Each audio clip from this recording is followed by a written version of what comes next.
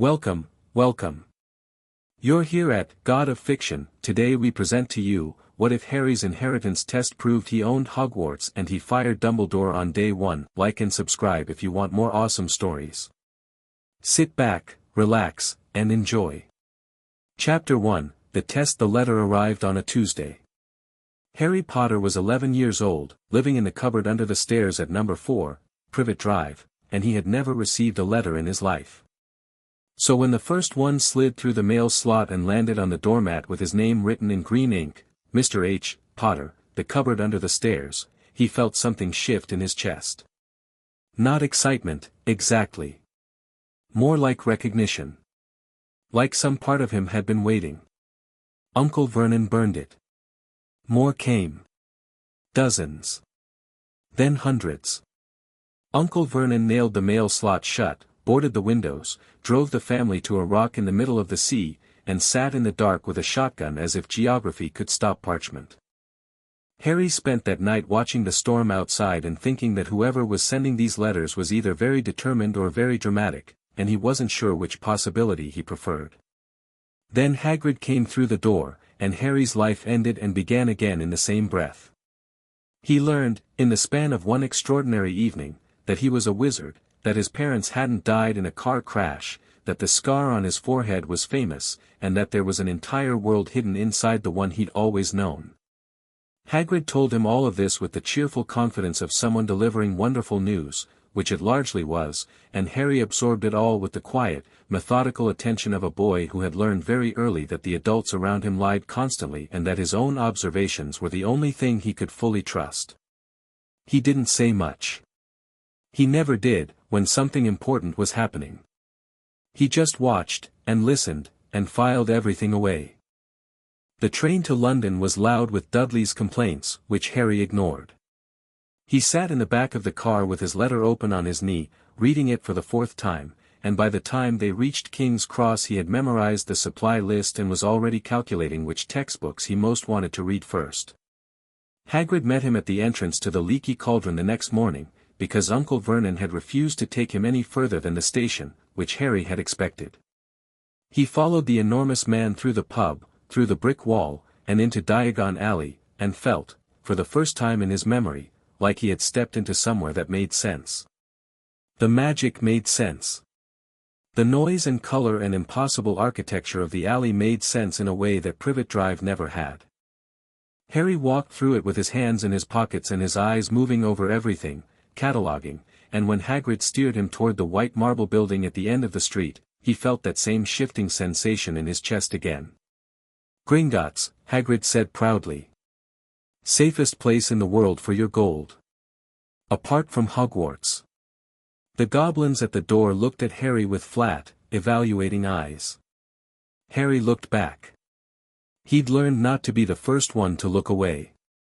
Inside, the bank was all high ceilings and marble and the scratch of quills on parchment, and the goblins behind the counters moved with the efficiency of people who had been handling other people's money for centuries and had developed very precise opinions about the people in question. Harry walked up to the nearest open counter, and the goblin looked down at him with magnificent indifference. I need to access my vault, Harry said. And, Hagrid mentioned I might want to do an inheritance test. He said it was standard. Hagrid, standing behind him, made a surprised noise. Did I? I don't think you mentioned it could be done, Harry said, which was technically true. Hagrid had mentioned it in passing on the walk over, in the context of explaining what banks were for, and Harry had filed it away because it seemed like the sort of thing worth knowing. The goblin studied him for a moment. An inheritance test is indeed standard, it said, and it is notable that so few of your kind bother to request one. It picked up a small bell and rang it twice.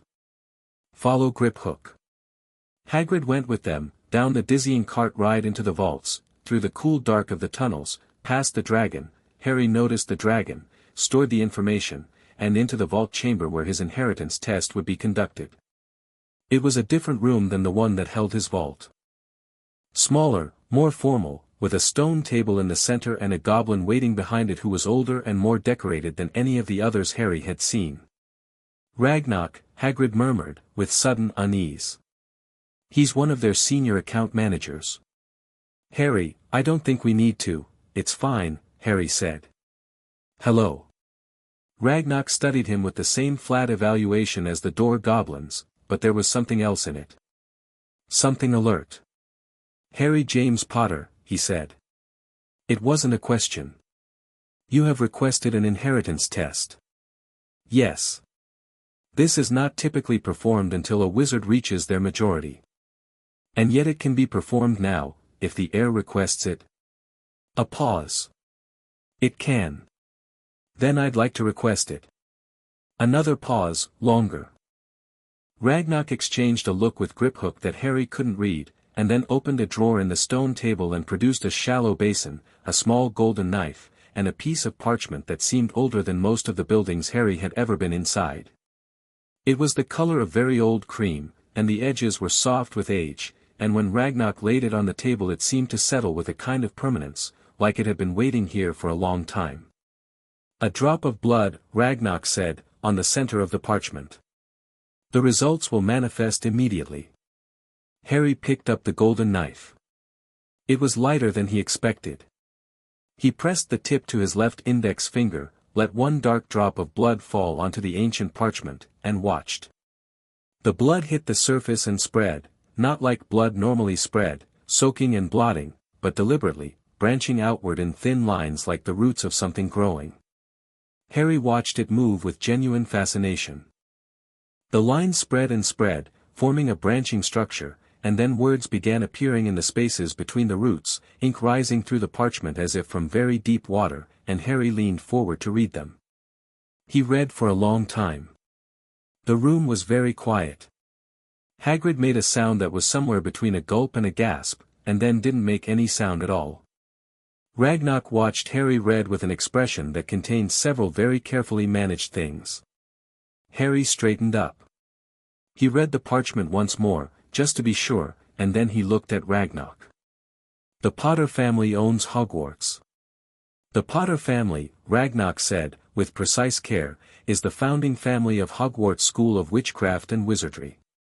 Specifically, the Potter line descends directly from Godric Gryffindor, and through the marriages of the 15th and 16th centuries, absorbed the inheritance claims of both the Ravenclaw and Hufflepuff lines.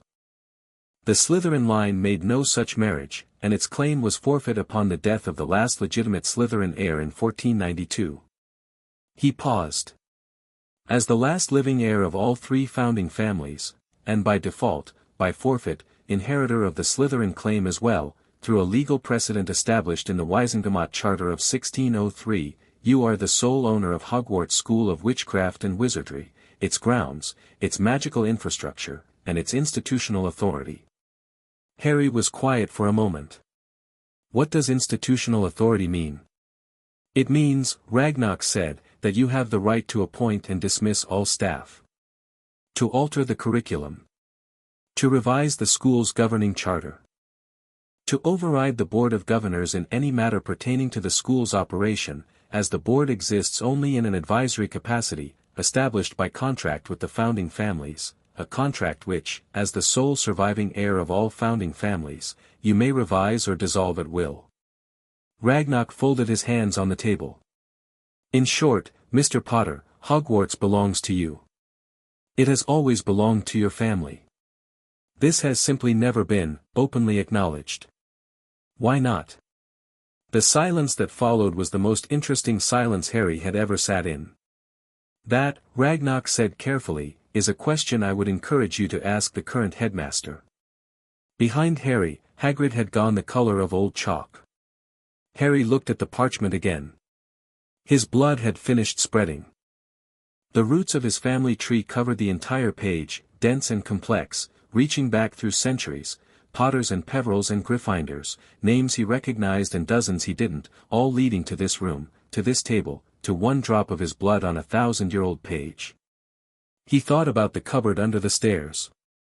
He thought about the letters Uncle Vernon had burned. He thought about every teacher at every school who had looked at him like he was something to be managed rather than educated. He picked up the parchment and folded it very carefully and put it in the inside pocket of his jacket. I'd also like an accounting, he said. Of everything in the Potter vaults. All of them. Ragnar's expression shifted.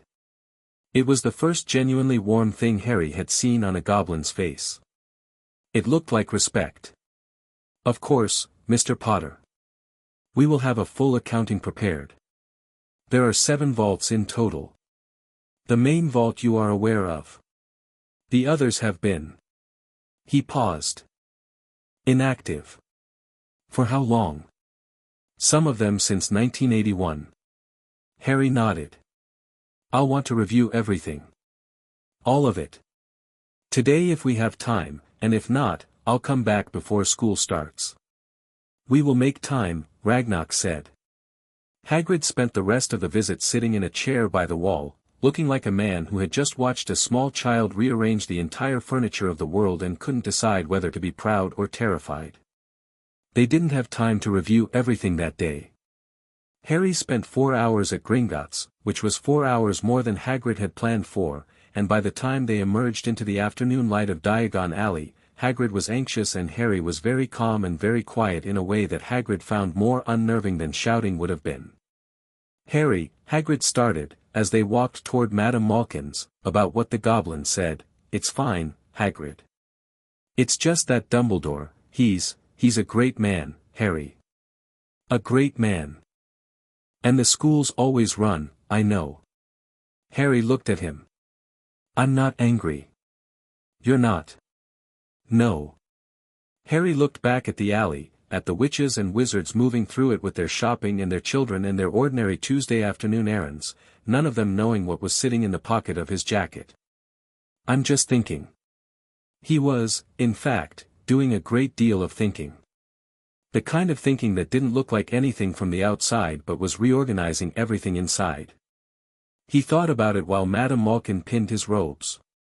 He thought about it while he bought his wand, 11 inches, holly, phoenix feather, warm from the first moment it touched his fingers, and listened to Mr. Ollivander say that the phoenix who gave this feather gave only one other, and Harry noted that information without reacting to it, because he had learned that reacting to things in public was rarely useful.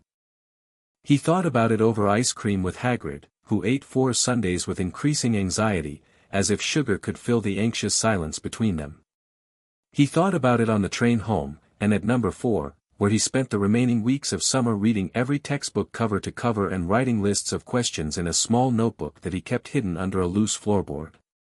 He thought about it right up until September 1st, when he wheeled his trunk through the barrier at King's Cross, sat down in a compartment by himself, and finally, now that no one was watching, allowed himself a small, private smile. The Hogwarts Express was everything the name promised. Harry shared his compartment with a round-faced boy named Neville who'd lost his toad and a girl named Hermione who found the toad and also found Harry's compartment preferable to the ones where people were loudly discussing Quidditch teams she'd never heard of.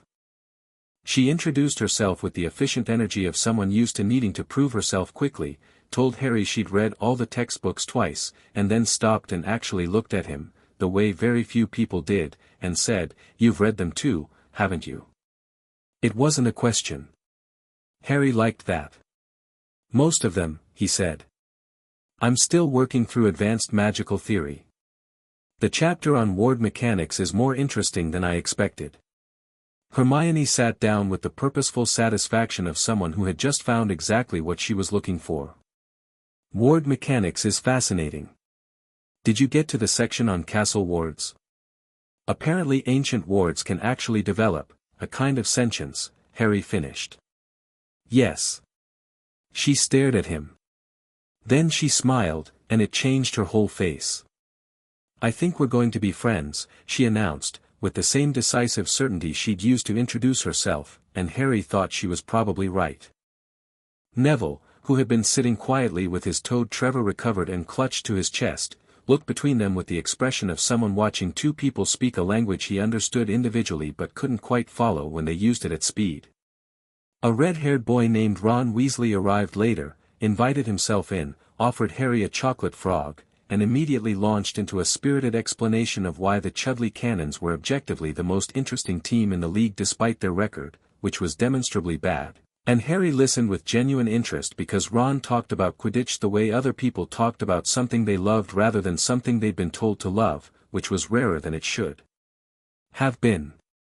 Ron also looked at Harry's scar with undisguised fascination, which Harry was already getting used to, and then had the grace to look embarrassed about it, which Harry appreciated. "Sorry," Ron said. "It's just, everyone knows who you are, don't they?" "Apparently," Harry said. "I didn't know who I was until about 3 weeks ago." Ron blinked. "Really? Really? Ron seemed to search for the right word. "That's a bit mad, actually." "Yes," Harry agreed. "It is." They settled into the comfortable rhythm of people who had decided, without any formal agreement, that they were going to get along, and the hours between London and Scotland passed with conversation and cards and the steady green blur of the countryside outside the window, and Harry sat with his back against the seat and his notebook in his lap and thought, when he was sure no one was watching, about what he was going to say tonight. The first sight of Hogwarts came from the lake, which Harry had not expected. Hagrid, an entirely different and more relaxed Hagrid now that they were back in his element, herded the first years into boats and they crossed the still black water in the purple dusk, and then the castle rose above them, lit from within, every tower and turret and narrow window burning gold against the dark sky, and every one of the first years went quiet at exactly the same moment. Harry went quiet too, but for a different reason. The moment Hogwarts came into view, he felt something he had no word for. It wasn't awe, exactly, though there was awe in it. It was more like the feeling he'd had reading his name on the inheritance parchment, that sense of recognition. Like something outside him and something inside him had been waiting to meet each other, and now, across a quarter-mile of dark water, they did. The castle knew him. That was the only way he could describe it, though he didn't say it out loud. It knew him the way the wand had, with a warmth, a rightness, a settling. He could feel the edge of the wards like a low hum at the base of his skull, could feel the way they recognized his blood. Ancient magic, patient and enormous, pressing gently against the inside of his awareness. "Hello," he thought, a little embarrassed at himself. And the warmth in his skull intensified, briefly, like an ember stirred. "You all right?" Hermione murmured from the seat beside him. "Yes," Harry said. "Just thinking." She looked at him with the sharp, curious attention she gave everything, but didn't press, and Harry was grateful. The boats touched the shore, and they climbed out into the cold Scottish night, and Harry walked toward his castle. The inside of Hogwarts was exactly as magnificent and slightly alarming as the outside suggested it would be. Professor McGonagall met them in the entrance hall, a woman whose expression suggested she had been briefly young once and had made a full recovery, and Harry watched her with interest. She was the Transfiguration teacher.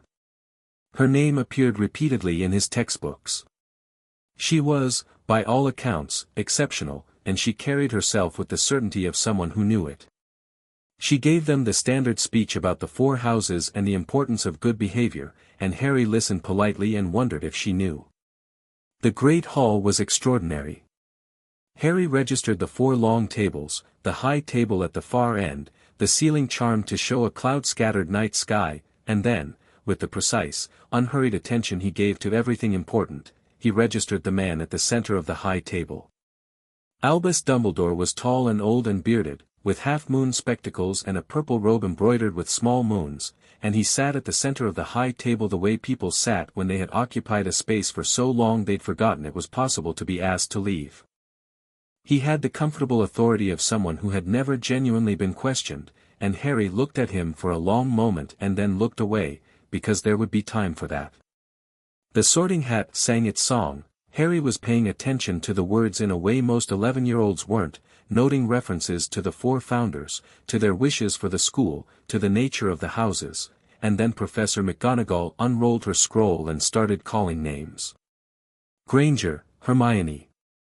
Hermione marched up with her chin lifted and her hands slightly fisted at her sides, the posture of someone expecting to have to fight for what they wanted, and the hat barely touched her head before shouting, Gryffindor, and she walked to the table with the relief of someone who'd been holding their breath for considerably longer than the sorting actually took. Longbottom, Neville. Neville took a very long time. He sat on the stool with his shoulders hunched and Trevor clutched against his chest, and the hat sat on his head for nearly 4 minutes, which Harry noted was unusually long, and then finally said, "Gryffindor," in a tone that suggested it had won an argument. Neville looked stunned, and then quietly, deeply pleased. "Potter, Harry." The hall went absolutely silent in a way it hadn't for anyone else. Harry walked up to the stool and sat down, and the hat came down over his eyes, and the darkness was suddenly full of a dry, amused, very old voice. "Well. I haven't seen one of these in a long time." "One of what?" Harry thought back at it. "An heir. A real one. The castle's already talking to you, isn't it? I can feel it." Harry thought about the warmth at the base of his skull. "Something like that. You could be in any house, you know. I mean that more literally for you than for most. You have every founder in you. Literally. Then what are you deciding? Which aspect of you is most you? And I think," a pause, long and thoughtful, "I think you already know." "Gryffindor," Harry thought. "Gryffindor," the hat agreed, and then shouted it to the hall. He put the hat back on the stool and walked to the Gryffindor table, where Hermione was beaming and Ron was cheering and even Neville was clapping, and he sat down between Hermione and an older girl who introduced herself as Percy Weasley's sister. Actually no, Percy Weasley was her brother. She was Angelina Johnson, the Quidditch captain. And the sorting finished and the plates filled with food and the noise of the hall expanded back to its normal roar. Harry ate. He talked to the people around him. He laughed at something the twins, Fred and George, Ron's older brothers, a matched pair of cheerful chaos, said about Peeves, and genuinely meant it. And he watched Dumbledore at the high table. Dumbledore had looked at Harry when his name was called, the same way everyone had, with that particular recognition, the scar, the legend, the weight of a decade's worth of hope. And Harry had felt it, that looking, because the castle had felt it, some resonance between the man's magic and the school's wards that Harry could now feel like a seventh sense. Dumbledore's magic was woven through this place. Deep, complex, very old, but not as old as what Harry felt when he pressed his awareness against the bedrock of the castle's foundations. Dumbledore's was a voice in a house. Harry's was the house itself. He waited until the feast was winding down, until the plates were cleared and the noise had settled into the comfortable tiredness of a full room, and then he stood up. It wasn't a dramatic gesture. He just stood, the way you stood when you had something to say and had decided to say it. But the castle noticed, and the wards noticed, and something in the room shifted, a change in the quality of the air, maybe, or a slight dimming and brightening of the candles, and the conversations around him quieted, and then the quietness spread, table by table, until the hall was still. Dumbledore looked at him from the high table with calm interest. "I have an announcement," Harry said. His voice was clear and steady and carried without effort. He was 11 years old and he was standing in the great hall of a castle that was his, and he was not afraid of anything in this room. "My name is Harry Potter. I was sorted into Gryffindor about 20 minutes ago, and I expect I'll be sitting my OWLS here in 4 years like everyone else. But I also need to be transparent about something, because I think this school deserves transparency from its ownership." He reached into the inside pocket of his jacket and took out the folded parchment. He opened it carefully, and the candlelight caught the branching lines of his bloodline written across it. "This is an inheritance certificate, issued this morning by Gringotts Bank. I'd like to read the relevant section." He found the line. "Hogwarts School of Witchcraft and Wizardry, including its grounds, its magical infrastructure, its governing charter, and its institutional authority, is the sole property of the Potter family, specifically the heir of the combined Gryffindor, Ravenclaw, and Hufflepuff founding lines, with the Slytherin claim legally absorbed by forfeiture as of 1492. He looked up. "That's me." The hall was the kind of silent that has weight to it. "I own this school," Harry said simply. "I didn't know that this morning. I know it now. And the first thing I want to do with that knowledge is make a change." He looked at Dumbledore. Dumbledore looked back, and his expression was, Harry catalogued it carefully, not angry, not frightened, not dismissive. It was the expression of a man recalibrating something very quickly behind very calm eyes. Professor Dumbledore, Harry said, you've served as headmaster of this school for many years, and by all accounts you've done significant things in that role. I want to be clear that this isn't a comment on your service. He paused. But I've spent the day learning things about my family's property that I should have been told years ago. Things that are documented at Gringotts. Things that involve decisions made about my welfare and my education that I didn't consent to and wasn't consulted on. Another pause. I think a man who made those decisions, even with the best intentions, isn't the right person to be running this school. Not while I'm in it. He folded the parchment and put it back in his pocket. As of tonight, I'm exercising my authority as owner of Hogwarts to end your tenure as headmaster, Professor Dumbledore. You'll have full access to your personal quarters for the remainder of this week. I'd like the administrative keys and the school charter returned to the bank by Friday. I'm recommending Professor McGonagall as acting headmistress, and I'd ask the staff to support that recommendation. He looked at McGonagall, who was sitting absolutely motionless at the high table with the expression of someone watching the laws of physics negotiate a new contract. Professor McGonagall, I'd be grateful if you'd accept. McGonagall opened her mouth. Closed it. Opened it again. She began. Accept, said a dry voice from the end of the high table. Harry looked. Professor Snape was sitting back in his chair with his arms folded, and he was looking at Harry with an expression that was as close to interested as Harry suspected his face ever got. He said nothing further. He didn't need to. McGonagall looked at Harry, and then at Dumbledore, and then at the inheritance parchment that she couldn't see but knew was in Harry's pocket, because she was not a stupid woman. Something moved through her eyes, something complicated, something that had been sitting uneasily for a long time and had just been given permission to resolve. I accept, she said. Harry nodded.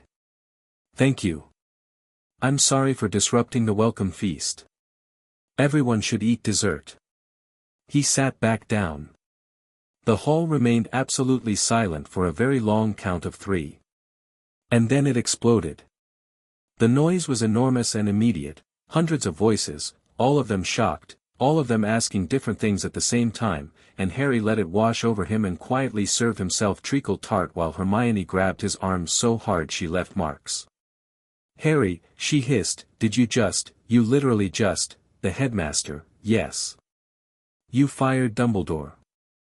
I ended his tenure, Harry said, which wasn't meaningfully different but felt more precise. You can't, I can, actually. Harry looked at her. I know you've read every book. Go back and read the Founding Charter and the Wisengamot Property Statutes from 1603. It's very clearly documented. Hermione stared at him. Then she sat back and said, very quietly, I need to find that charter. I'll get you a copy, Harry said. I'm getting one from Gringotts this week. Down the table, Ron was looking between Harry and the high table with an expression of pure, stunned bewilderment. Mate, he said finally. You've been here an hour. A little less, Harry said. We haven't finished dessert. You fired Dumbledore before pudding. I thought it was better to do it before everyone went to bed. Less awkward in the morning. Ron looked at him for a long, searching moment, and then let out a breath that was half laugh and half something more complicated. My mum is going to write me the most mental letter, he said. Probably, Harry agreed. At the far end of the first-year section, Neville Longbottom was sitting very still, and when Harry glanced at him, Neville quickly looked away. But not before Harry caught the expression on his face, and it wasn't shock, exactly, or the breathless amazement everyone else was wearing. It was hope. The very fragile, very careful kind. The kind that had been burned before and wasn't sure whether to trust itself. Harry filed that away too. At the high table, Dumbledore rose from his chair. The hall quieted again, because Dumbledore was Dumbledore and the hall was full of people who had grown up being told that meant something. "Harry," he said, and his voice was warm and calm and carried the careful kindness of someone who had used kindness as a tool for so long that he'd forgotten the difference. "Perhaps we might speak privately about this. There are many factors at play that a young man of your age—" "I'm the owner of this school," Harry said. He didn't raise his voice. He didn't need to. "I read the charter this morning. I spoke with Gringotts for 4 hours. I am fully aware of the relevant factors." He looked at Dumbledore steadily. "This isn't a debate, Professor. It's a decision I've made, and it's within my legal right to make it. If you'd like to contest it, you can speak to Gringotts. They'll be handling the administrative transition." A pause. The hall waited. Dumbledore looked at him, really looked at him, maybe for the first time, and Harry looked back without blinking, and something passed between them that was less a conversation than a mutual recognition of positions. Dumbledore was a man who had managed Harry Potter's entire existence from a distance, who had watched a legend and seen a chess piece, and Harry was the chess piece looking back at the hand. "Very well," Dumbledore said quietly. "We will speak more of this." "We will," Harry agreed. "Good night, Professor." Dumbledore sat back down. His face was still pleasant, still warm, still that practiced expression of grandfatherly wisdom, and it was the most alarming thing Harry had seen all day, more alarming than the dragon in the Gringotts tunnels, because a man who could absorb a challenge that size without cracking his composure was a man who was already planning 4 moves ahead. Harry was going to need to be ready for that. He finished his treacle tart. Around him the hall had fractured into 100 conversations, all of them urgent, and the prefects were trying to restore some kind of order, and the staff at the high table were doing the thing where people try to talk quietly and urgently while maintaining a normal appearance, which rarely worked. Snape was still sitting back in his chair with his arms still folded, and when Harry glanced at him once more, Snape was already looking elsewhere, which told Harry that he'd been watching. "Harry," Hermione said, more quietly now that the initial explosion had settled. "What was on the rest of the parchment?" "The inheritance." "You said there were things about your welfare, later," Harry said. "When we're not in a room with 400 people." She nodded, accepting this, and went back to her dessert with the focused energy of someone storing questions for later processing. "I'm just going to say," Ron offered, from across the table, spooning up the last of his pudding with the determination of a man who felt that at least dessert should proceed normally, "that this is the most interesting first day at school I've ever heard of. Including the time George put a fanged frisbee in Filch's filing cabinet." "That was me," Fred said, from further down the table. "I helped," George said. "This was more interesting," Ron maintained. Harry smiled, and it was small and genuine. "Wait till tomorrow," he said. He said it lightly, like a joke, but Hermione looked at him sideways and he could see she knew it wasn't. Outside the castle, through walls that Harry could now feel the way you felt your own skin, Scotland was dark and cold and full of stars, and the castle hummed around him, old and warm and finally, after 10 years of waiting, recognized. Harry Potter was home. And everything, from this moment forward, was going to be different. Chapter 2, The Headmaster's Chair. The morning after Harry fired Dumbledore, Hogwarts woke up like a disturbed beehive. He heard it before he saw it, the noise from the common room below filtering up through the dormitory floor, a constant low roar of conversation that hadn't been there at 6 in the morning when he'd woken, lain still in the dark for exactly 4 minutes, and then gotten up to think. By the time the other boys in his dormitory were stirring, Ron with a groan, Neville with a quiet efficiency that suggested he was used to being unnoticed in the mornings, Seamus Finnegan with immediate loud enthusiasm, Dean Thomas with a careful dignity, the common room sounded like a debate hall. Harry dressed with his usual economy, tucked his notebook into his jacket pocket, and went downstairs. The common room was packed with Gryffindors of every year, and the conversation stopped in a wave as he came down the stairs. He stood at the bottom and looked at the room, at the faces ranging from awed to hostile to carefully neutral, and then walked to an empty chair by the fire and sat down. "Morning," he said. A beat of silence, and then everyone started talking at once. Is it true you actually own? My dad's going to write the ministry. Did you really read the founding charter? What happens to Dumbledore now? Does he just? Harry raised one hand. Not dramatically, just as a request, and the voices subsided into a buzzing murmur. He looked around the room and found the face he wanted, a fifth-year prefect named Percy Weasley, Ron's older brother, who was standing by the portrait hole with the expression of a man whose entire organizational framework had been challenged and who was not handling it well. Percy, Harry said. What time does breakfast start? Percy blinked. 7:30. Then I'll answer questions at breakfast. In the hall, so everyone can hear the same thing at once. He stood up. Come down when you're ready. He went back upstairs, and behind him the common room noise resumed, but differently, more directed, less frantic. He'd given them a timeline. People were calmer with timelines. Ron caught up with him on the stairs, still pulling his jumper over his head. You know every house is going to be like that this morning, right? Not just us. I know. That's going to be a lot of questions. Also yes.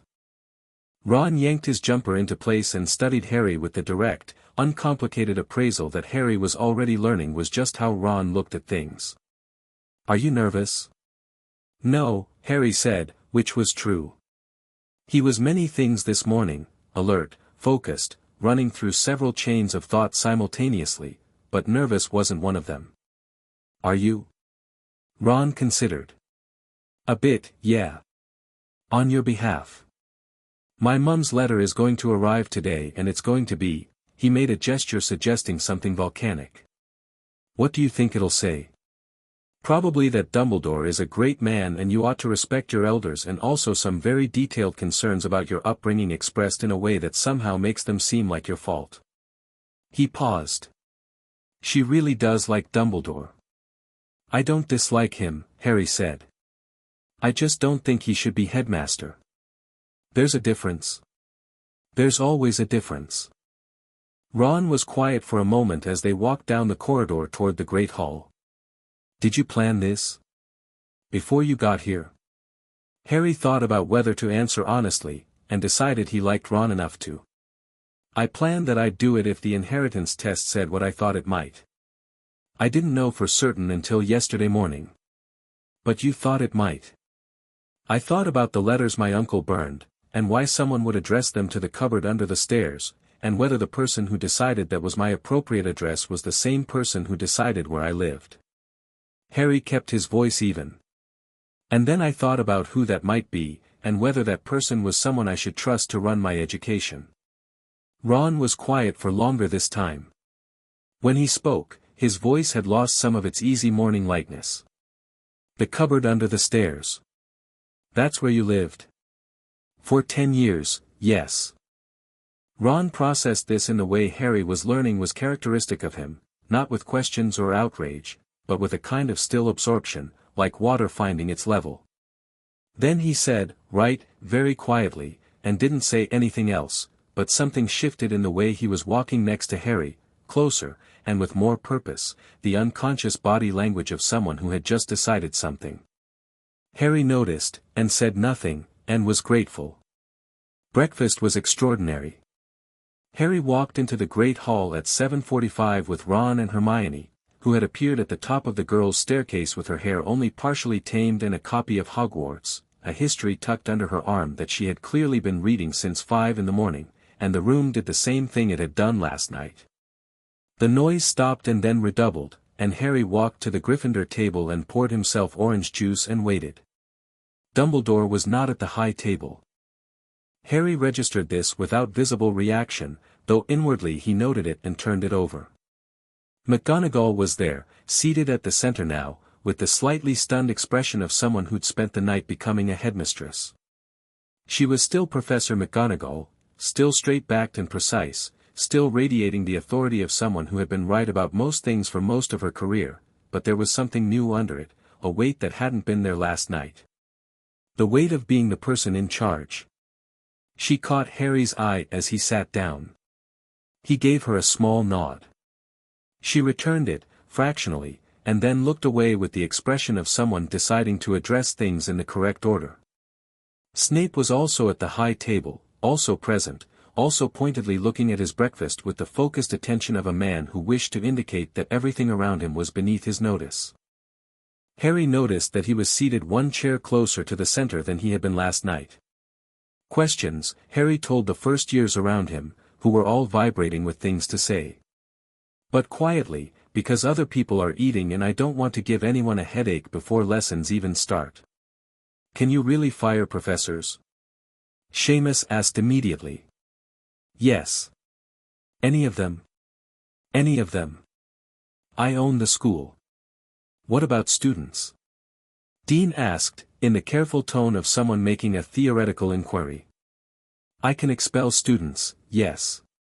Though I'd apply the same standard I'd apply to everything else, whatever's fair. Harry looked at Dean steadily.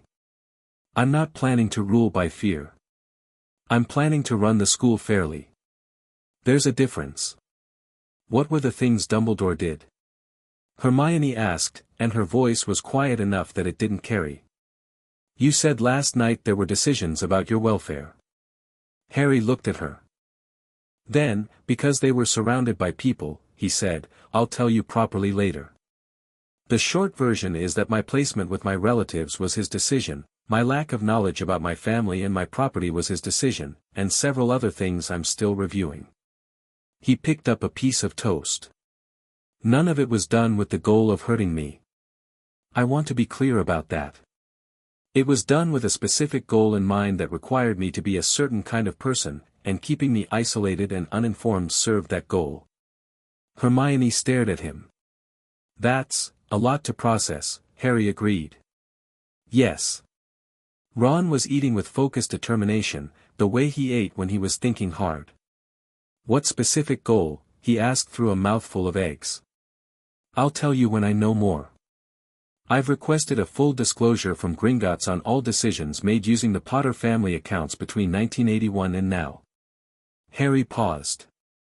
Some things were done in my name that I didn't authorize. That's a separate matter from the school, but they're connected. The three of them sat with that for a moment, and the noise of the hall moved around them, and Harry ate his toast and watched the room. Watched the clusters of students pointing at him and talking. Watched Draco Malfoy, whom he'd briefly met in Madame Malkin's shop and taken an immediate, clear-eyed dislike to, at the Slytherin table, talking to two large boys and periodically glancing over with the calculating expression of a child who'd learned to calculate before he'd learned much else. Watched the prefects trying to maintain their usual morning authority and finding it oddly undermined, as though the entire authority structure of the school had developed a wobble. He thought about the high table, and about the empty chair where Dumbledore had been sitting last night, and about the conversation that was coming. Because Dumbledore would want one. The man was not the type to accept a decision without attempting to revise it, and Harry respected that even as he was prepared for it. Professor McGonagall is going to want to talk to you today, Hermione observed, reading the room with the same attention Harry was. She looks like someone who has 18 questions and is deciding which one to ask first. Probably, Harry said. Good. You want to talk to her? I need a headmistress I can work with. That means getting to know each other. He looked at Hermione. She's good, isn't she? Really good. Hermione softened slightly, the way she did when someone asked her a serious question and clearly wanted a serious answer. She's brilliant, she said. By every account I've read. She applied for the Transfiguration post at 23 and Dumbledore kept her as deputy headmistress for longer than most people hold any position because she was too good to promote out of daily use. That's exactly the kind of person I need, Harry said. You make it sound like you're building a staff. I am, Harry said simply. I own a school. I need people I trust to run it well. He paused. I don't need to run it myself. I'm 11. But I need people who are running it for the school's benefit and the students' benefit, not for any other agenda. Hermione looked at him for a long moment with that sharp, evaluating attention. Then she said, when you say you don't need to run it yourself, I'll be involved in policy. In significant changes. In any decisions that affect the school's direction. But Professor McGonagall handles the day-to-day. That's what a headmistress is for. You've thought about this. I've had 3 weeks. You've been planning this for 3 weeks. I've been thinking about it for 3 weeks, Harry said. There's a difference between planning and thinking. Planning assumes you know the outcome.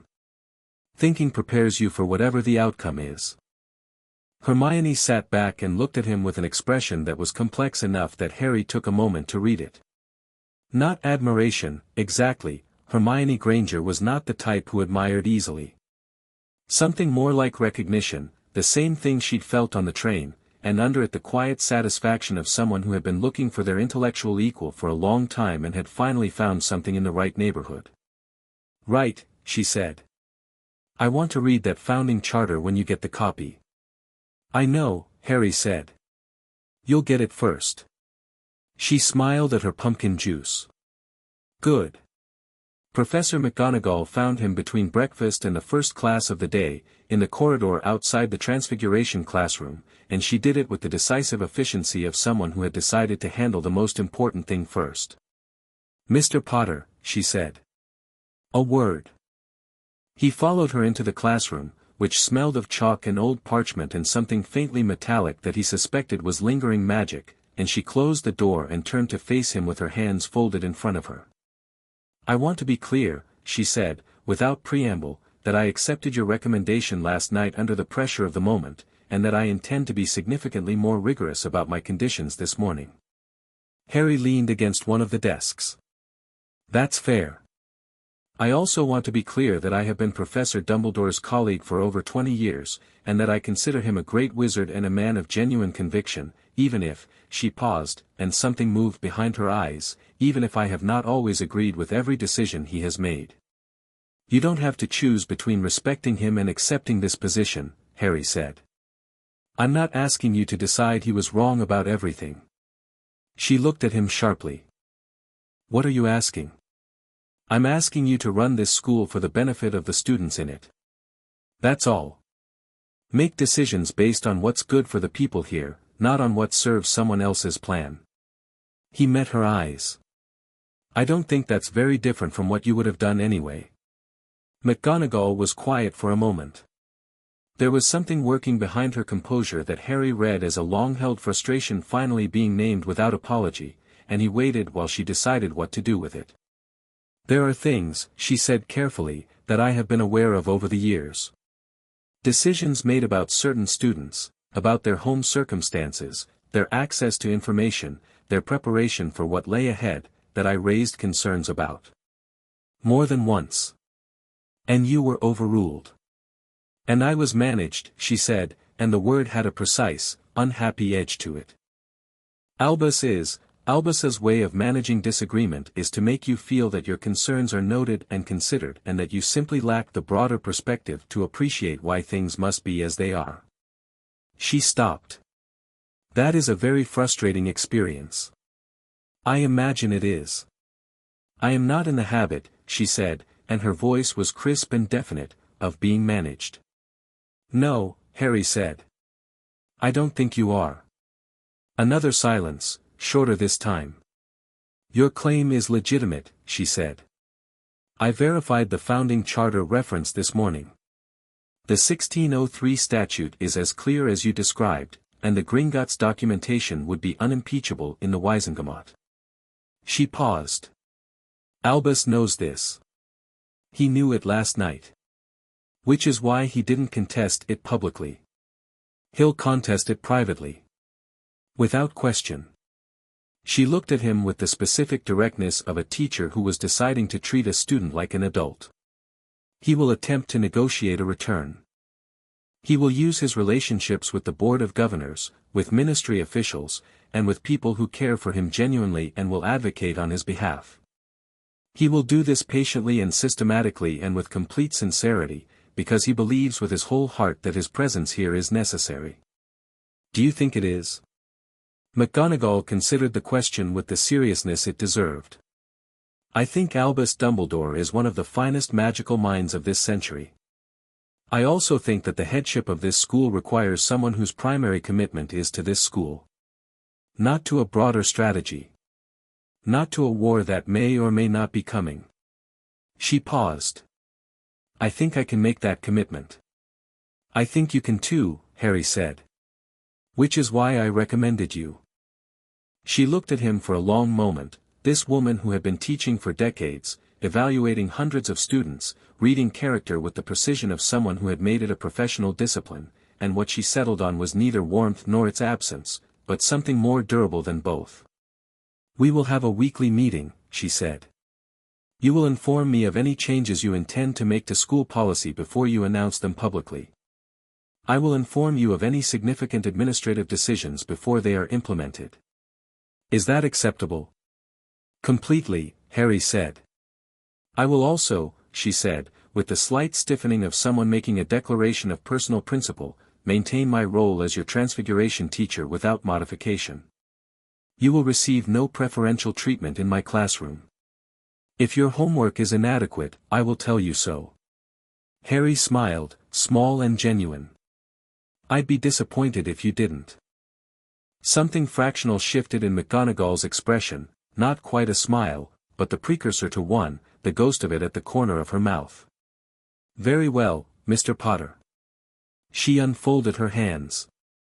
Go to your first class. You're a student today. We'll deal with the rest at the appropriate time. He went to the door, and then paused. Professor. The key to the headmaster's office, headmistress's office, she said precisely. Of course. There's a room adjacent to it, down the corridor to the east. On the original castle plans, which I reviewed at Gringotts, it's listed as the owner's study. It's been sealed for about 150 years. I'd like it opened. McGonagall's expression shifted. I was not aware of any, it's keyed to founder blood. I expect it'll open for me. He met her eyes. I'd like to use it as my working space when I'm dealing with school matters. That way there's a clear separation, student Harry Potter and owner Harry Potter aren't the same person during the school day. She absorbed this, and he could see her appreciating the practical wisdom of it.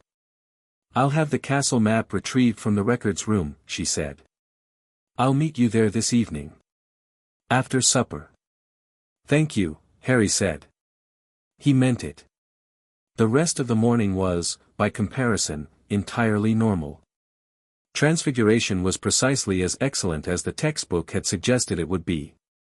McGonagall walked in, told them they were going to be transforming matches into needles, demonstrated it with the economic precision of someone who had done it so many times it was purely automatic, and then watched with sharp attention as 30 nervous 11-year-olds attempted to replicate it. Harry got a result on his third try, the match turned silver, then sharpened at one end, and on the fourth try it was a needle, complete and proper, sitting on his palm like a small silver declaration. McGonagall looked at it without changing expression. Adequate, Mr. Potter, she said, and moved on. Hermione had done it on her second try. Harry noted she didn't turn around to show him, which meant she wasn't performing, she was just doing the work because the work was the thing. He liked that. After Transfiguration came History of Magic, which was taught by a ghost named Professor Binns who had apparently died at his desk some decades ago and simply continued teaching without updating either his lesson plans or his awareness that time had passed. He lectured at the ceiling in a monotonous drone about goblin rebellions, and every student in the room was either half asleep or vigorously taking notes in self-defense, and Harry sat in the middle and thought about ward mechanics and listened with half his attention and heard enough to determine that Binns's selection of historical events was, while technically accurate, missing approximately 80% of the contextually relevant material that would have made any of it make sense. He wrote a note to himself about that. Charms was taught by Professor Flitwick, a very small man who stood on a pile of books to see over his own desk and who was so genuinely enthusiastic about magic that it was infectious. He lit up when he called Harry's name on the roll and then made an immediate visible effort not to make a fuss of it, which Harry found he liked enormously. We will begin, Flitwick announced, with the energy of a man unveiling something wonderful, with Wingardium Leviosa. The levitation charm. Simple in principle, extraordinarily nuanced in practice. How nuanced? Neville asked, from the seat beside Harry, and then went slightly pink as though he hadn't meant to say it out loud. Flitwick beamed at him. Excellent question, Mr. Longbottom. The answer is, as nuanced as you want it to be. The basic charm will lift a feather. The mastered charm can move anything from a chess piece to a ceiling. It is, he said happily, the perfect introduction to what magic actually is. Harry watched Neville throughout the class, because he'd started watching Neville after the sorting and hadn't quite stopped. The boy was clearly capable, he had a thoughtful quality to how he held his wand, like someone who was listening to it, but every time he tried a spell, his shoulders went up slightly before he cast, the small bracing motion of someone expecting to be corrected. Sure enough, when his feather wobbled uncertainly rather than lifting cleanly, he looked at it with the quick, wincing expression of a person who had been told they were bad at something so often that they'd started believing it. His feather had moved, though. Harry's assessment was that the wobble was control, not power. Neville had plenty of power, it was just uncalibrated, like a strong arm that hadn't learned yet where to aim. Good, Harry said, quietly enough that it was just between them. Neville looked at him sideways. It barely moved. It moved, Harry said. That's control. Power without control is just noise. He paused. Your grip's a bit tight. Loosen it slightly at the wrist, the charm flows better when you're not strangling it. Neville looked at his wand, then at Harry, and then back at his wand. He adjusted his grip. Raised the wand again. Said Wingardium Leviosa, and the feather rose smoothly, steadily, without wobble, and hung in the air at exactly the height Flitwick had demonstrated. Neville stared at it. There, Harry said. Neville stared at it for another moment with an expression Harry couldn't quite name. It was too big for just surprise, and too fragile for pride. Something like someone waking up and finding a thing they'd thought was lost was actually just where they'd left it, waiting. Thank you, Neville said, very quietly. Anytime, Harry said. The owl arrived at lunch. It was a large brown owl that swept into the great hall with the self-important authority of a bird carrying correspondence it considered significant, and it dropped a roll of parchment directly in front of Harry with a thud that scattered salt across Hermione's salad. Harry picked it up. The seal was an interlocked H and G in dark wax, official. He broke it and read. Mr. Potter, you are hereby notified that the Hogwarts Board of Governors has called an emergency session to be held at the school on Thursday the 5th of September, at 2 o'clock in the afternoon. The session has been convened to review the unprecedented dismissal of Headmaster Albus Percival Wulfric Brian Dumbledore and to determine the appropriate institutional response. As the party responsible for the aforementioned dismissal, your attendance is required. The board expects a full account of the legal basis for your claim of ownership, any documentation in support thereof, and a clear statement of your intentions regarding the school's governance going forward. Yours, Abraxas Malfoy, Chair, Hogwarts Board of Governors. Harry read it twice, set it down, and reached for his pumpkin juice.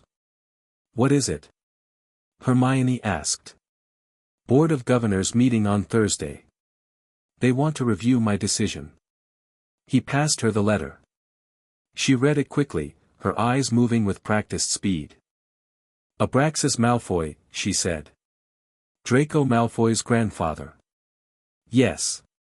He's chair of the board. Yes. That's a problem, isn't it? They'll try to reinstate Dumbledore. They can try, Harry said, picking up his fork. The founding charter supersedes the board's authority in matters of staff appointment. Ragnarok was very clear about that. But politically they can make a lot of noise, Harry agreed. That's fine. Noise is manageable. He thought for a moment. I'll write to Ragnarok this afternoon and ask him to send a representative to Thursday's meeting. A goblin at the table changes the dynamic.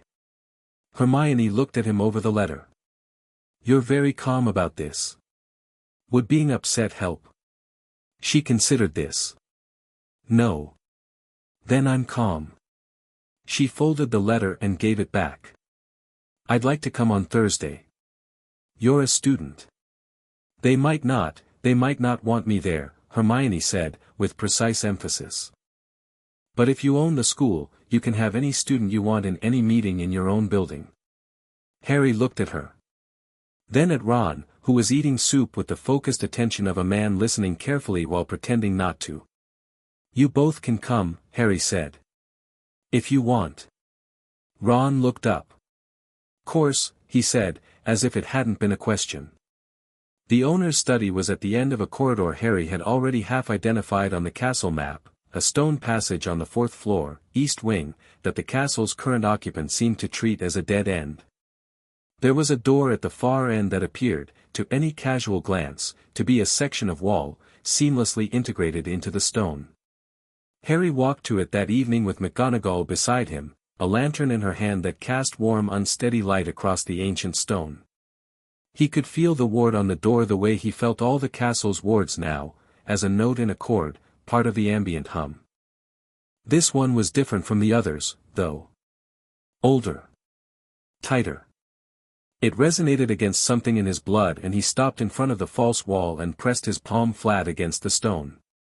The warmth in his skull intensified. The wall opened. Not dramatically, it didn't grind or swing like something out of a bad adventure story. It simply wasn't a wall anymore, the stone resolving sideways into the suggestion of a doorframe, and behind it was a room. McGonagall raised her lantern. The room was large and circular, with a high curved ceiling and tall windows that looked out over the lake from an angle that no other room in the castle shared. It was dusty with extended disuse, the furniture under drop cloths, the bookshelves thick with undisturbed gray, but the structure was sound and the windows were intact, and the proportions of the space were those of somewhere important. A working room, not a receiving room. Built for thought, not appearance.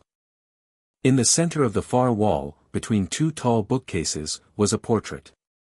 Not a moving wizarding portrait, a painted one, oil on canvas, the colors mellowed with age to golds and deep reds.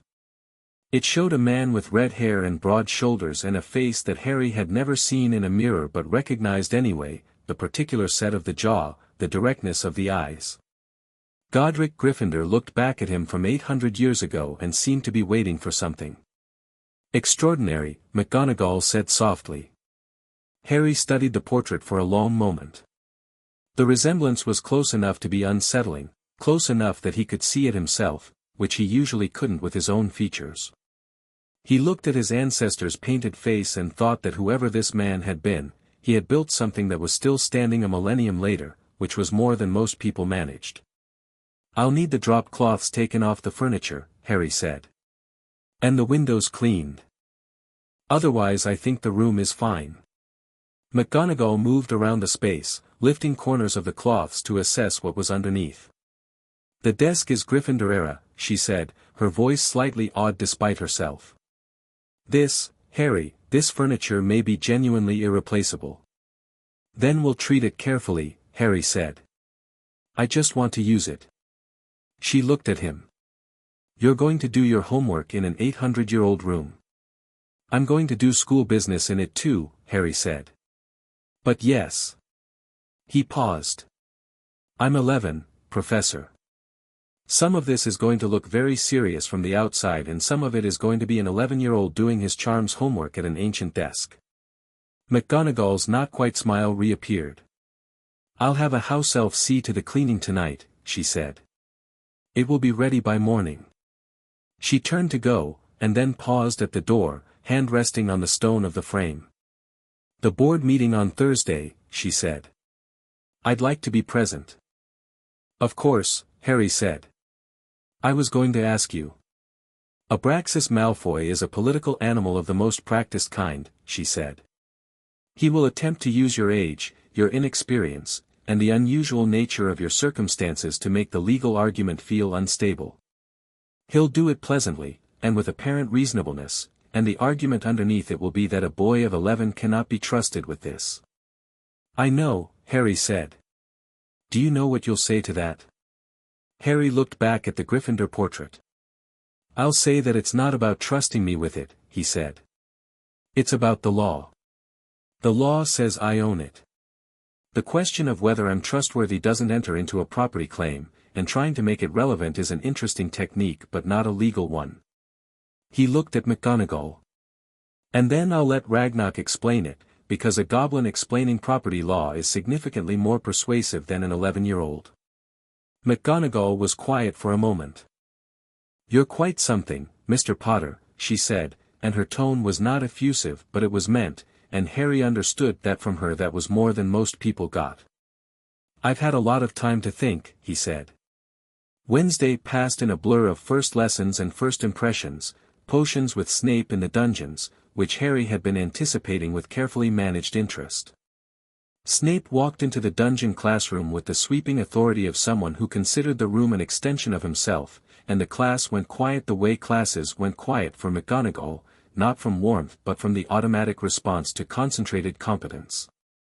He took the roll with disinterest, pausing at Potter, without looking up, and called the name in the same flat tone as every other. And then he taught. Harry had expected the stories. Ron had warned him on the train about Snape, everybody said he favored Slytherin, everybody said he was awful to Gryffindors, everybody said he'd been trying to teach defense against the dark arts for years and his disappointment had curdled into something permanent. All of that might have been true.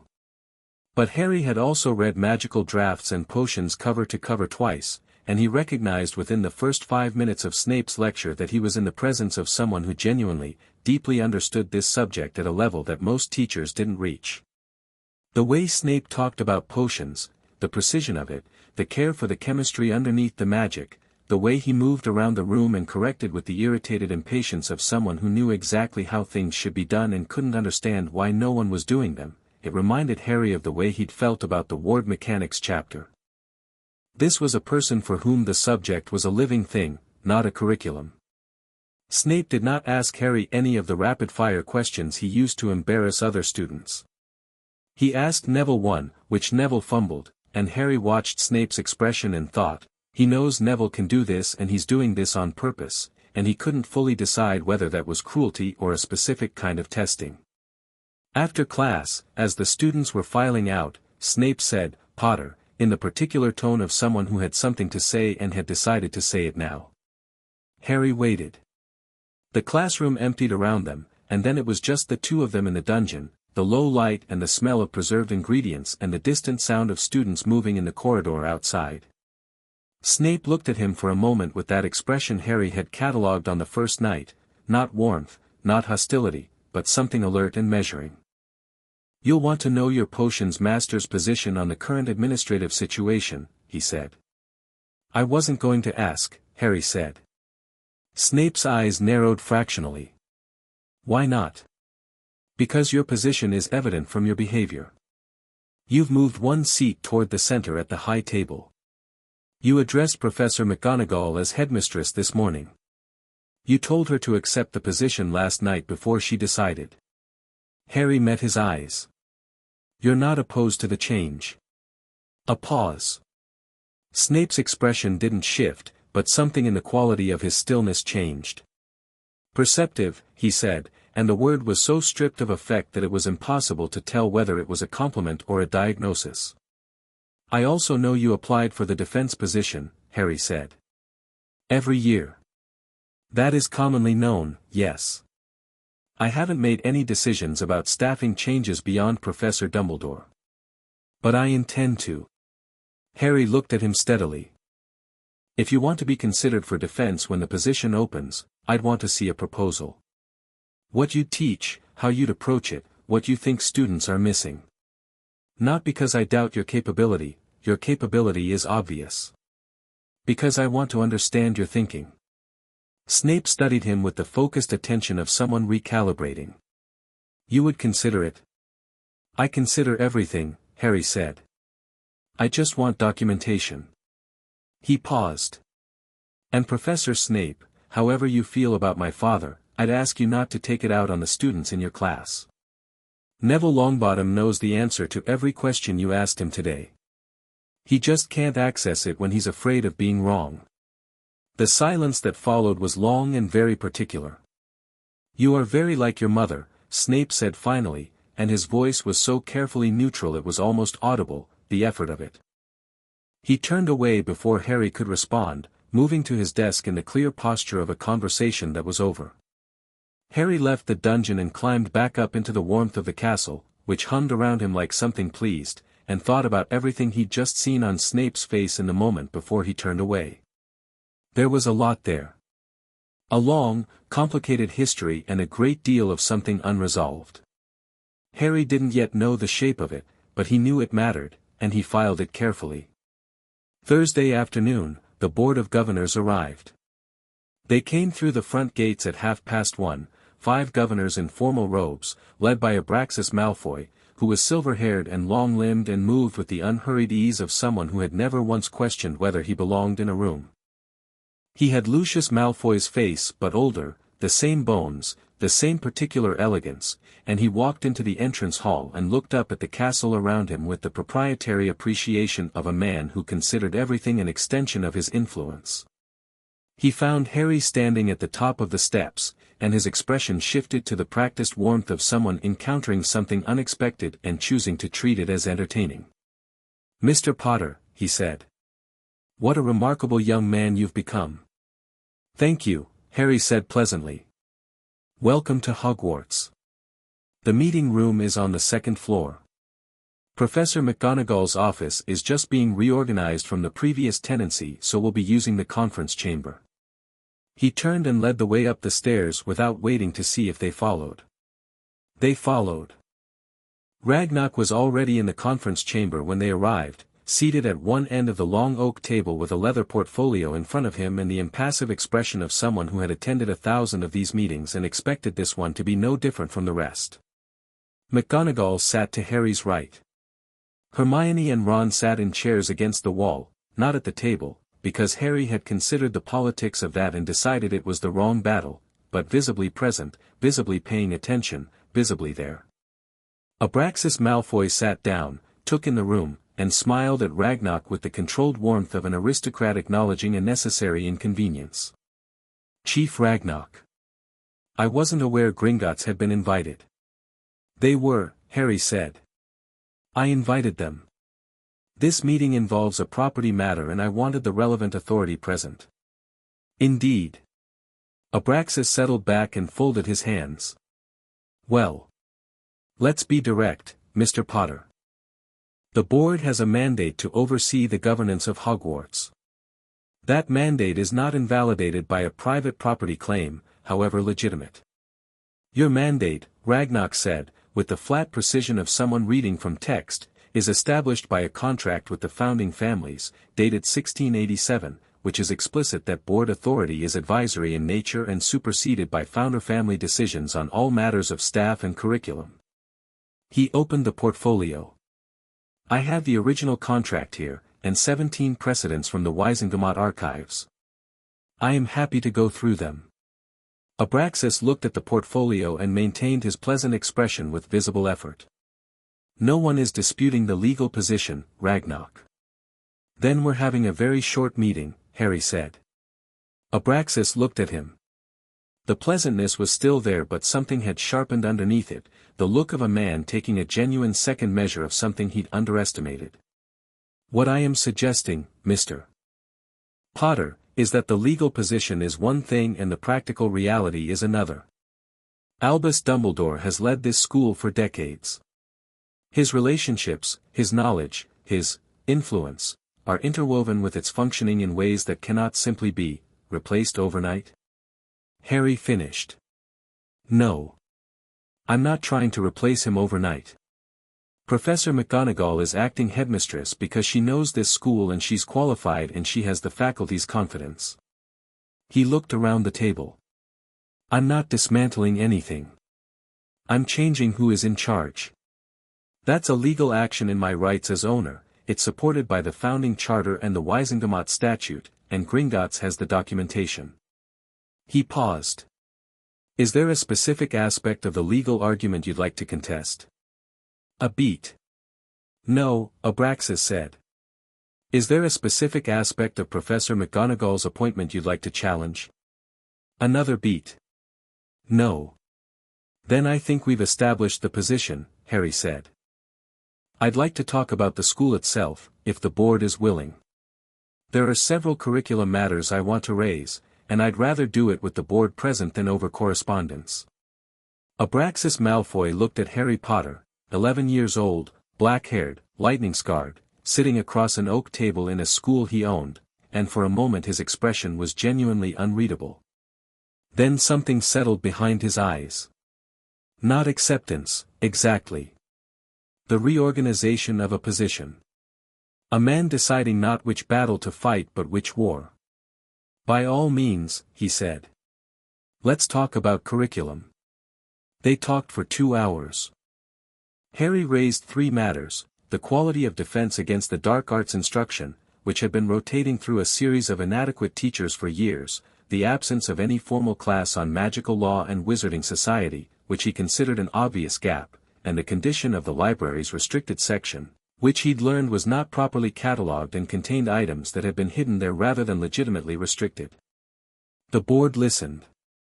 Some pushed back, some agreed. Abraxas asked several questions that Harry recognized as intelligence gathering rather than opposition. By the end, 2 things had been agreed in principle: a proper review of the defense position and the creation of a new foundational class in wizarding society and law beginning next year. Ragnarok said nothing after his initial intervention, but when Harry glanced at him as the meeting closed, the goblin gave him a very slight nod that Harry read as approval. After the governors left, Hermione walked up beside Harry in the corridor and said, "You just got the Board of Governors to agree to curriculum reform in your first week." "In principle," Harry said. "In principle," she agreed. "But still. The harder part is Dumbledore," Harry said quietly. "He'll appeal to the Wizengamot. He has relationships there that Abraxas Malfoy doesn't touch. That's the real board game." He looked at her. "That's coming. You knew it would." "Yes." Hermione was quiet for a moment. "Are you ready for it?" Harry thought about the study on the 4th floor, and the portrait of his ancestor, and the warmth of the castle's wards around him, and the feeling of coming home to a place he'd never been. He thought about Dumbledore's pleasant face absorbing the challenge in the Great Hall without cracking, the 4 moves ahead already being planned. He thought about the cupboard under the stairs, and everything that had been decided about him without his knowledge, and all the letters that had been burned. "Yes," he said, and meant it with everything he had. Chapter 3, The Castle Speaks. The owner's study smelled like old wood and possibility. The house elves had been thorough, the drop cloths were gone, the windows were clean, the bookshelves dusted and gleaming, the ancient desk at the center of the room revealed as a massive thing of dark oak, scarred with centuries of use, covered in the faint ghosts of old ink stains that no amount of cleaning could fully erase. Someone had used this desk for a very long time, a long time ago, and the wood had absorbed it. Harry sat behind it on the morning of his 4th day at Hogwarts and let himself be still for a moment. The castle was talking to him. It had been since he arrived, that low hum at the base of his skull, but it had been simple at first: presence, recognition, warmth. Now that he was in the owner's study, with the wards recognizing his blood in this specific room, it was more complex. More specific. Like the difference between hearing a crowd and hearing a single voice. He couldn't describe it in words, exactly. It wasn't language.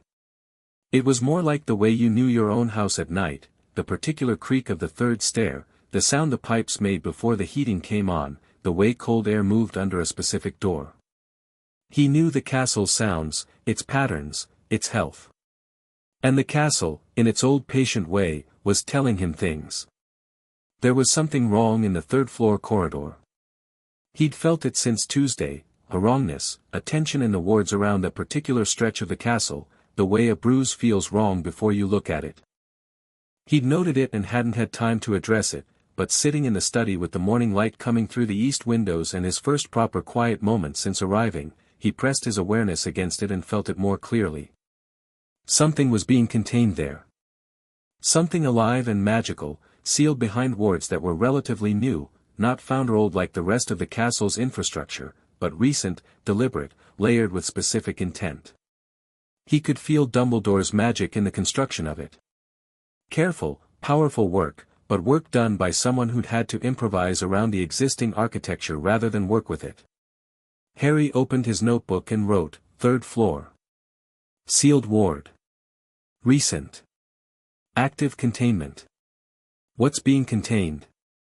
He thought about Hagrid, on the day of Gringotts, steering him away from the small package he'd retrieved from a vault in the deeper tunnels.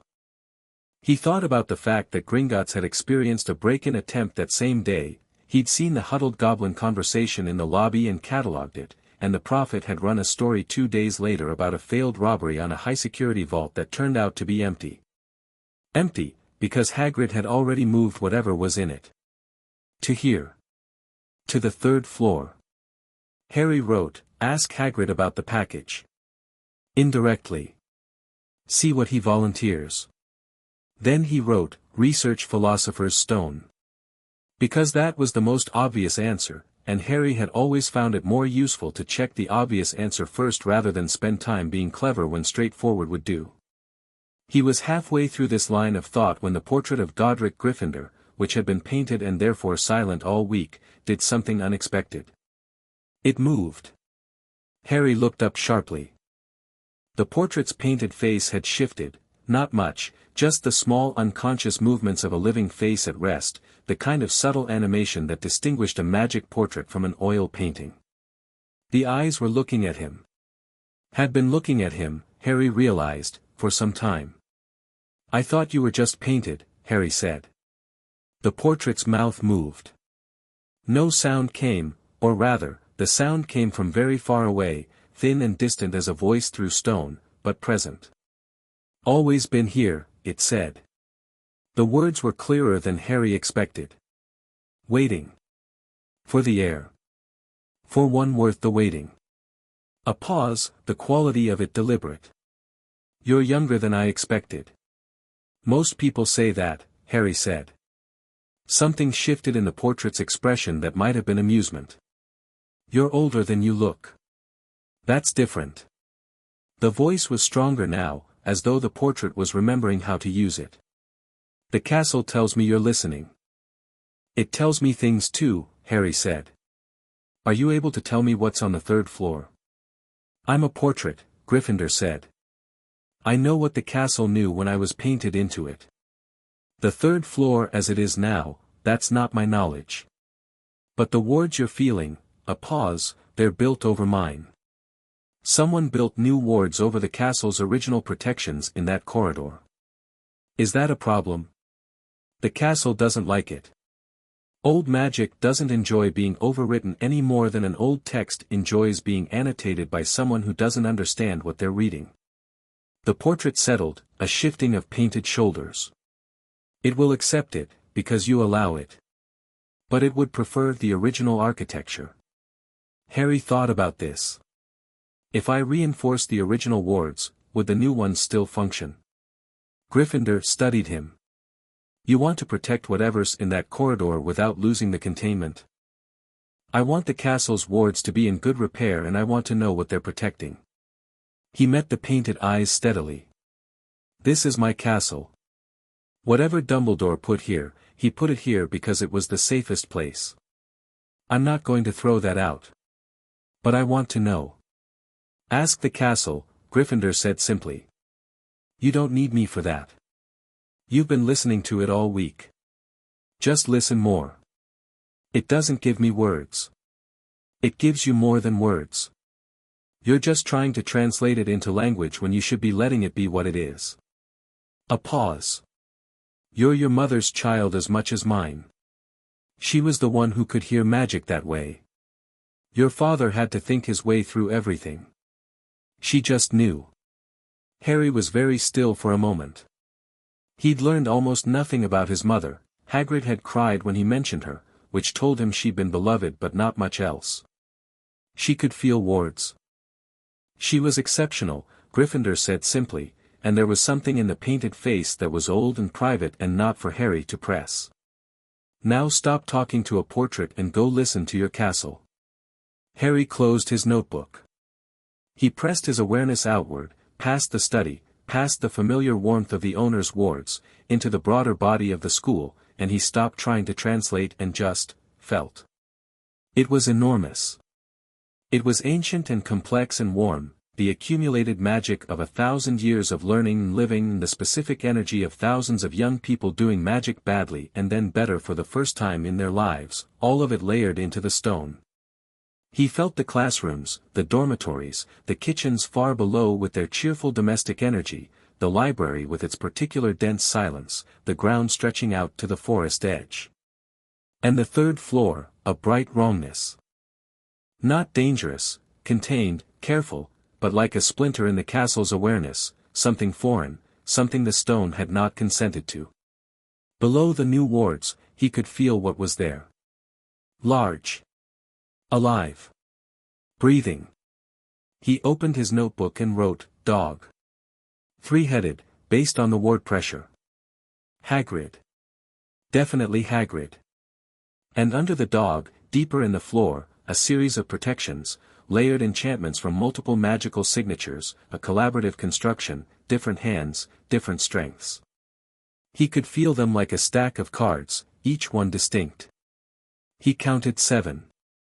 Harry sat back in Godric Gryffindor's chair and thought about a philosopher's stone, a small red stone that could create the elixir of life, that had belonged to Nicholas Flamel, that was now sitting under a three-headed dog on the 3rd floor of his school, and thought about the failed robbery at Gringotts on the same day Hagrid collected something from a high-security vault, and thought about the specific sequence of events that would lead Dumbledore to decide that a school full of children was the appropriate storage location for something that dark wizards would commit crimes to obtain. He wrote, talk to Flamel. Is there a way to contact him? Check library. Then he wrote, who knows it's here.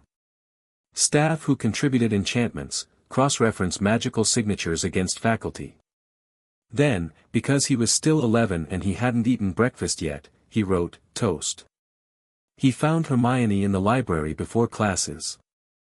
She was in the back corner between magical history and advanced magical theory with 4 books open simultaneously and a look on her face that Harry recognized as the specific expression she wore when something was bothering her and research was the only thing that felt like doing something about it.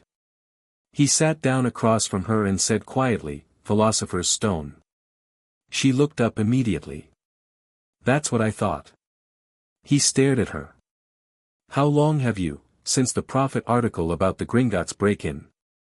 She closed the top book and opened another. I've been reading about Flamel for 2 days.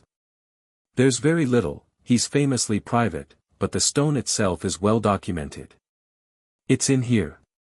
She pushed great wizarding events of the 20th century across the table. The creation of the elixir, Flamel's work, the stone's history. She paused. Someone tried to steal it from Gringotts the day Hagrid made a withdrawal from the same high-security section. It's not subtle, Harry. No, Harry agreed. It's not. He looked at her. You haven't said anything to anyone.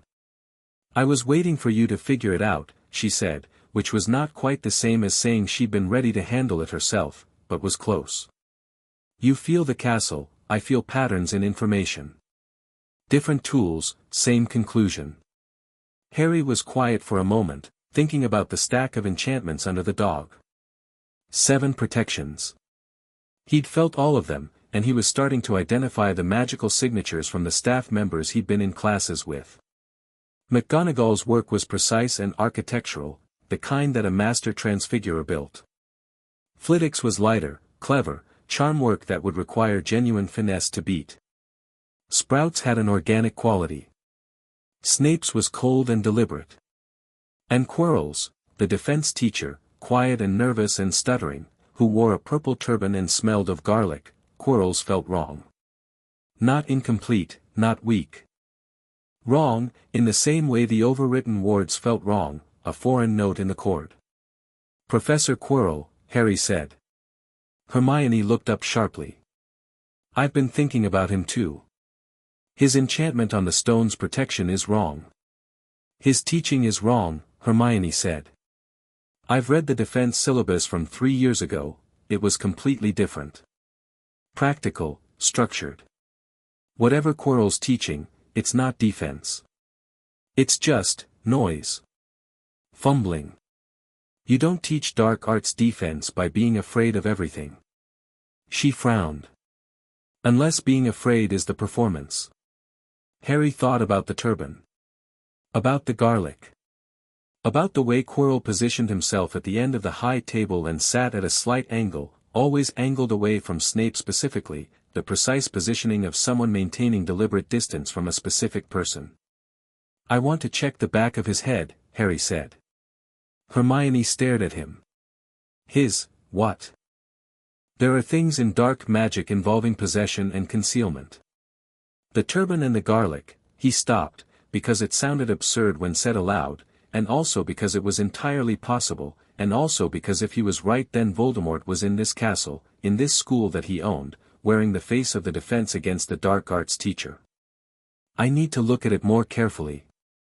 Hermione processed this with the compressed, rapid quality she brought to difficult information.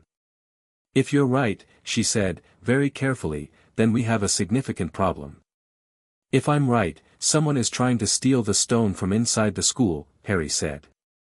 Which means the security here isn't adequate. Which means I need to change it. Can you do that? It's my castle. He said it not with arrogance but with the flat certainty of someone stating a useful fact. I can reinforce the wards. I can change the protections around the stone. I can also tell Flamel what's happening and let him decide whether he wants it moved. He paused. And I need to talk to McGonagall. All before breakfast. After breakfast, Harry said. I'm not solving everything at once. I'm making a list. Hermione looked at him for a moment with an expression that contained amusement and something more serious beneath it. Harry. If Voldemort is in this castle, then he's in my castle, Harry said. And I want him out. The directness of it stopped her, not the content, she'd expected that, but the tone. No fear in it. Not performed fearlessness, which would have worried her, but genuine unconcern, the kind that came from a different relationship with danger, a different way of standing in the world. She'd known him for 4 days and she was still mapping the edges of it. Right, she said. Let's eat breakfast and make a list. He told McGonagall that morning in her office, the former headmaster's office, still feeling like Dumbledore's space, the portraits of former heads still on the walls, some of them occupied, some of them conspicuously empty as their subjects went visiting through the portrait network. One of the occupied ones was watching Harry with particular attention, a witch with a Victorian hairstyle and a sharp face who'd been deputy headmistress in the 1890s and was not pretending to look elsewhere. McGonagall listened to everything Harry said without interrupting. This was, Harry was learning, one of her best qualities. She had the discipline to hear all of something before responding to it. When he finished, she was quiet for a moment. Then, you believe you know who is sharing Quirrell's body? I think it's possible. The evidence fits. Harry looked at her steadily.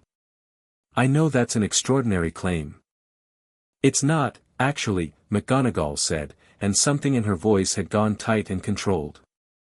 It is not at all beyond his capabilities. It is not something I would have discounted. She stood, moved to the window, looked out at the grounds. Albus believed Voldemort, she said the name the way someone said something difficult as a matter of principle, would attempt to return. It was the primary reason the stone was moved here. The primary reason Quirrell was given the defense position. She stopped. Dumbledore knew, Harry said. McGonagall turned. He suspected. He placed Quirrell where he could be watched. The idea was that Hogwarts was safer than Gringotts, better protected, and that if Voldemort was using Quirrell to hunt the stone, having him inside the school allowed Albus to monitor the situation and, she stopped again. And manage the outcome, Harry finished. Control the moment of confrontation. Choose the circumstances. He thought about what he'd felt in the third-floor wards, the deliberate architecture of 7 enchantments, each one calibrated not for absolute security but for a specific kind of trial. Challenges that could be navigated. By someone who knew they were coming. By someone Dumbledore had told what to expect. The enchantments on the stone's protections, Harry said. They're not just a security system. They're a path. Someone was meant to go through them. McGonagall was very still. Harry said. Not with distress. Just clearly, the way you stated a fact that you'd figured out and were done being surprised by. He put the stone here because I'd be here. He built the path through the protections because he expected me to walk it. At some point this year, Voldemort makes his move, and Dumbledore's plan was for me to be the one who stops him. He paused. Alone. An 11-year-old, going through a trapdoor, to stop Voldemort. That was the plan. The silence was the loudest kind. McGonagall sat down. She looked at her desk, not at Harry, and he watched her work through something, not surprise, because she was too experienced to be surprised by this, but a specific grief that came from having suspected something and not having fought harder against it. Minerva, Harry said, and it was the first time he'd used her name and her face moved when he did. I'm not angry about it right now. I can be angry about it later, there's time for that. Right now I need to fix it. She looked up. I'm going to reinforce the castle wards around the 3rd floor. I'm going to speak to Nicholas Flamel about returning the stone to his possession. It doesn't belong here and it's not my job to protect it. And I'm going to have Quirrell assessed. He paused. Snape. He watches Quirrell. He's been watching him all week, the specific positioning at meals, the attention in the corridor. He already knows something's wrong. I want to bring him in. McGonagall looked at him with the evaluating attention she brought to all things, and then nodded, once. I'll arrange it. This evening, my office. Thank you. Harry stood. One more thing. The enchantments on the stone, the path Dumbledore built. I want to know what they are, specifically. All 7. Will you tell me? McGonagall studied him. You contributed 1, Harry said. Your magic is in the 3rd layer. I could feel it this morning. A pause. Then, transfigured chess pieces, she said quietly. A life-size chess set. The pieces play on their own, and the game can only be won by someone who can play at a high level. She met his eyes. I thought we were building a challenge room. A genuine protection. It is genuine, Harry said. It's also a test designed for a specific person. He looked at her carefully. I'm not criticizing your enchantment, Professor. I'm sure it's excellent. It's a beautiful chess set, she said, and the dryness in her voice had the edge of someone deciding to be wry rather than devastated. Quite a waste, as it turns out. He found Hagrid at 3:30, with the warmth of the afternoon settling over the grounds and the lake perfectly still in the cool September air. Hagrid was in his garden, doing something inexplicable with a large pot and what appeared to be tentacled plants that were fighting back, and he looked up when Harry approached with the guilty pleasantness of a man who'd been expecting this conversation for days. Harry. Good to see you, come in. Harry sat on an upturned crate and looked at Hagrid, and Hagrid looked at the tentacled plants with unnecessary focus. The package from Gringotts, Harry said. The day we went. Hagrid's hand stilled on the pot. Harry, I'm not asking you to betray anyone's confidence, Harry said. I already know what it is and where it is. I've felt it in the castle wards. He paused. I just wanted to ask you directly, because I think you deserve the chance to tell me yourself. Hagrid turned from the plants and looked at Harry with the particular unhappy honesty of a man who would die rather than lie but would very much have preferred not to be in this conversation. I was doing what Dumbledore asked, he said. He said it was important. He said it needed to be kept safe. I know, Harry said. And it was kept safe. But Hagrid, do you know who's after it? Hagrid went very still. The break-in at Gringotts, Harry said. The same day you retrieved it. That wasn't coincidence. Dumbledore said, he said the school was the safest, Hagrid. Harry's voice was gentle, which was the right tone for this, because Hagrid's distress was genuine and he hadn't done anything except trust someone he'd always trusted. I'm not blaming you. I'm telling you that the situation is more dangerous than you were told, and I'm handling it. I just wanted you to know that I know. Hagrid stared at him. His great dark eyes were full of the complicated emotion of someone who'd been carrying a secret that was too big for the size of the secret and was suddenly, painfully free of it. You'll be careful, won't you? It's not a game, Harry. Whatever's after it, I know it's not a game, Harry said. I also know it's not my problem to solve alone. Hagrid looked at him for a long moment. You sound like her, he said, roughly, and then turned back to his plants with unnecessary vigor. Your mum.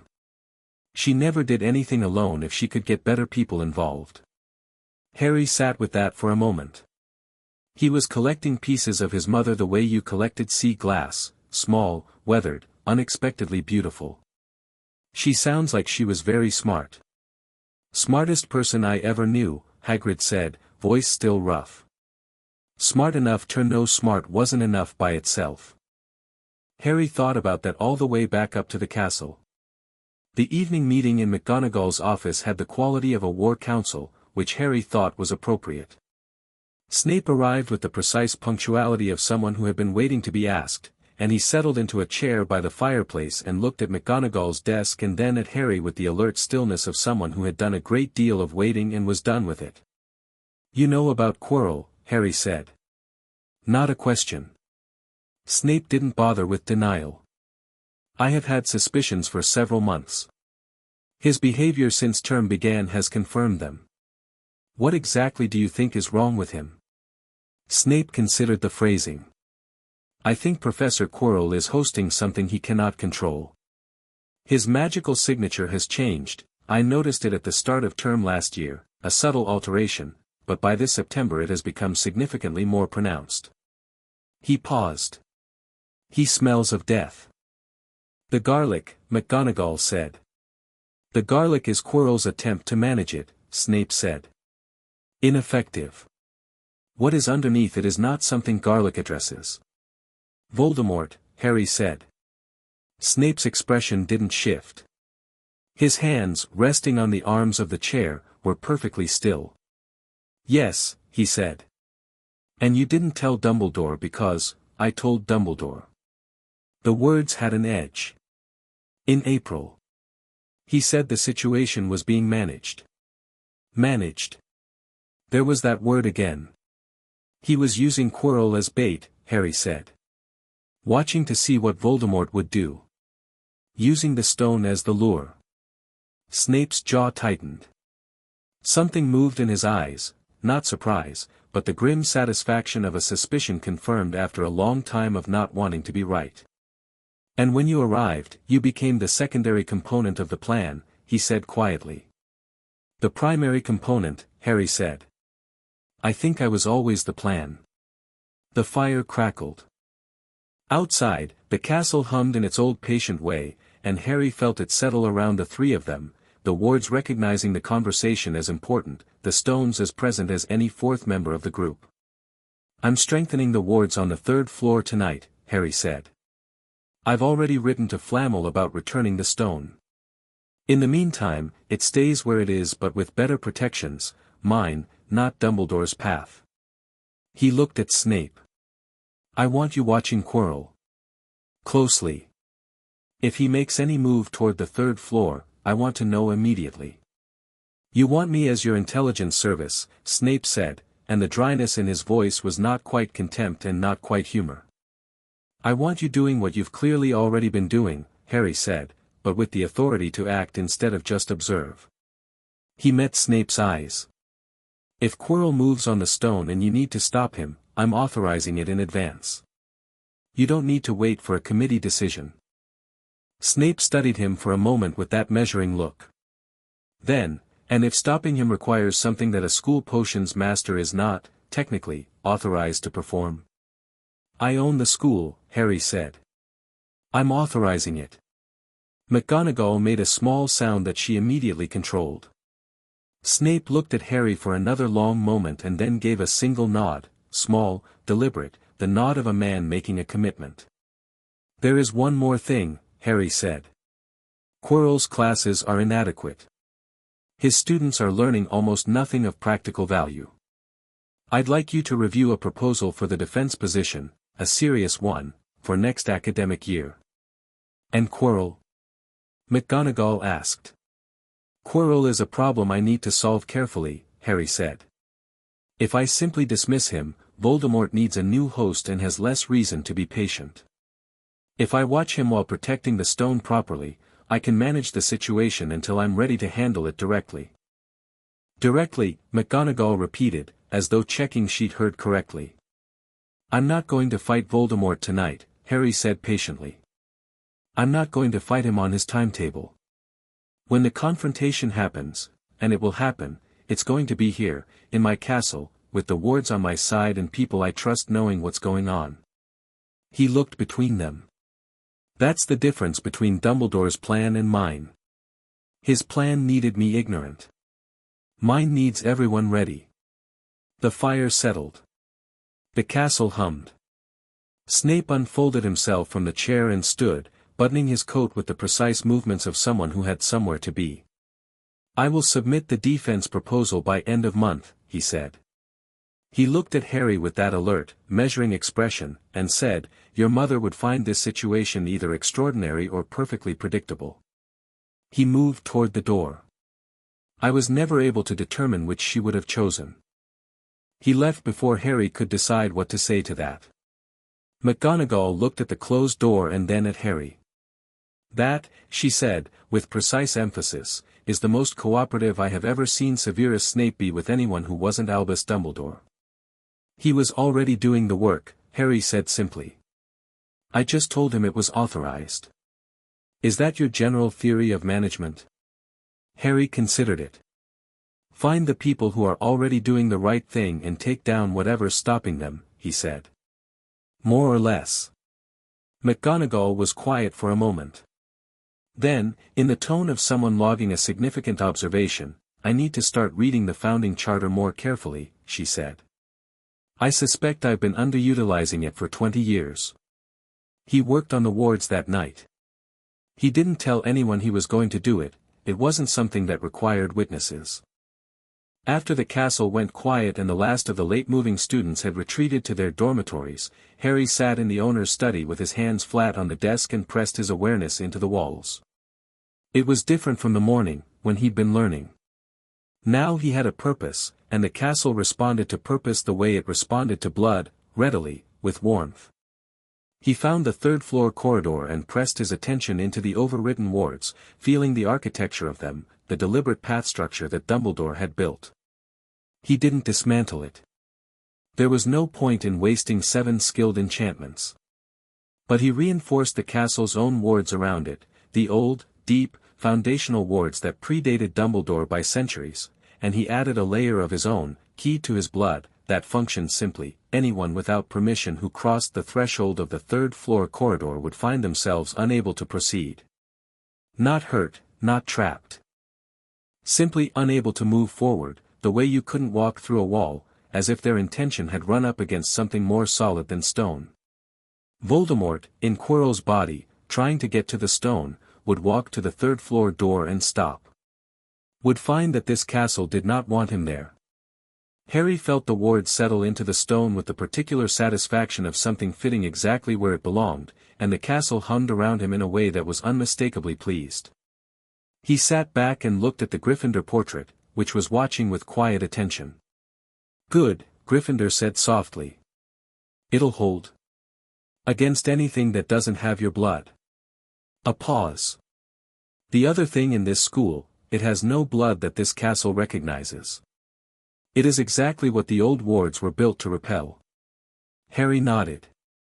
He made a note, "Ward reinforcement complete. Third floor locked to hostile access. Monitor Quirrell. Write to Flammel, letter drafted, send tomorrow via school owl marked private." He looked at the list for a moment, and then added, "Neville, look up his parents. Something's wrong there too. He'd been filing away small observations about Neville all week, the flinching, the specific way he braced before attempting anything, the look on his face in charms when the simple praise of a peer had done what teachers' evaluations hadn't. There was something underneath Neville's lack of confidence that wasn't natural, it had been put there.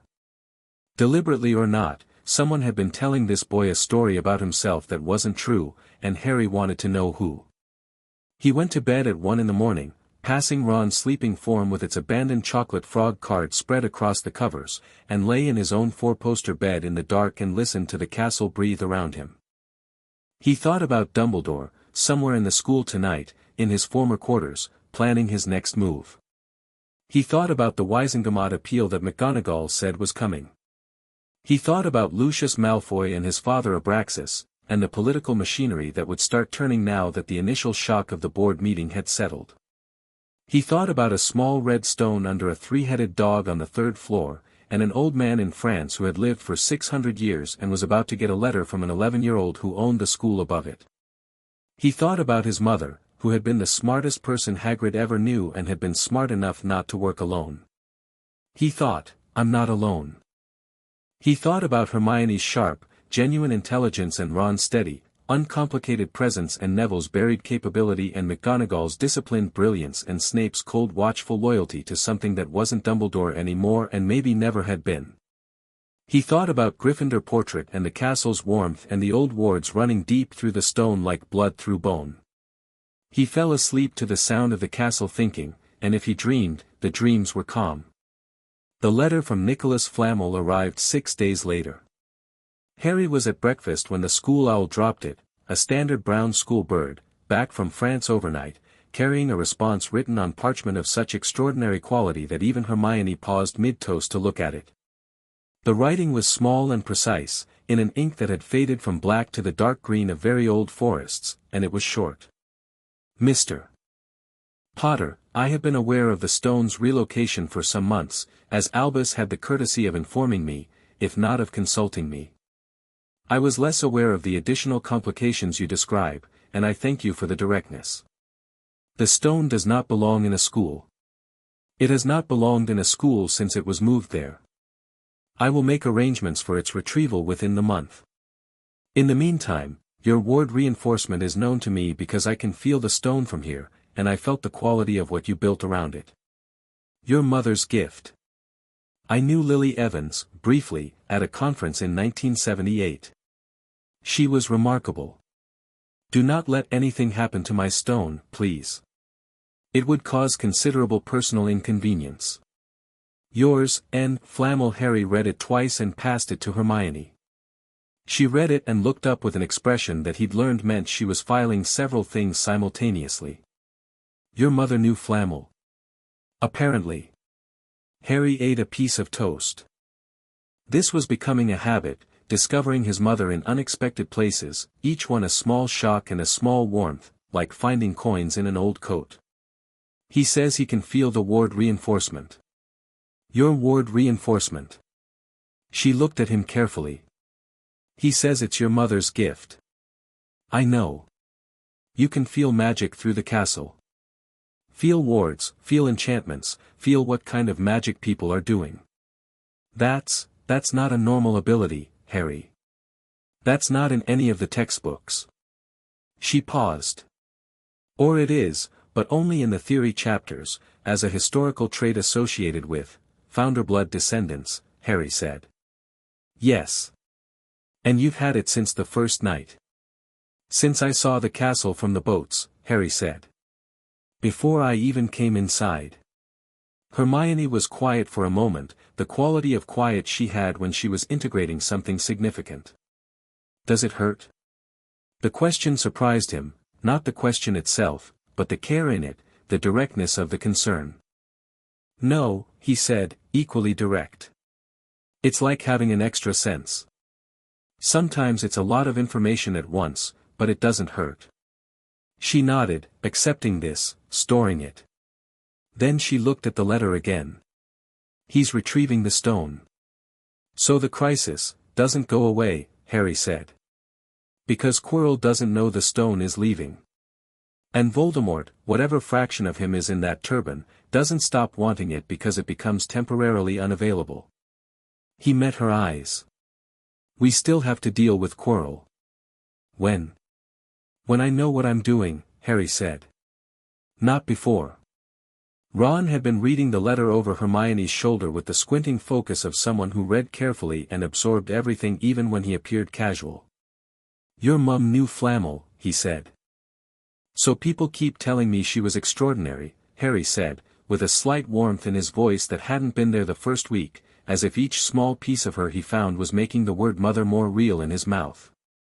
I'm starting to think they might be right.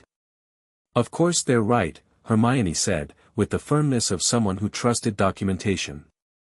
Lily Evans, Lily Potter, her charms work alone is referenced in 3 of our textbooks.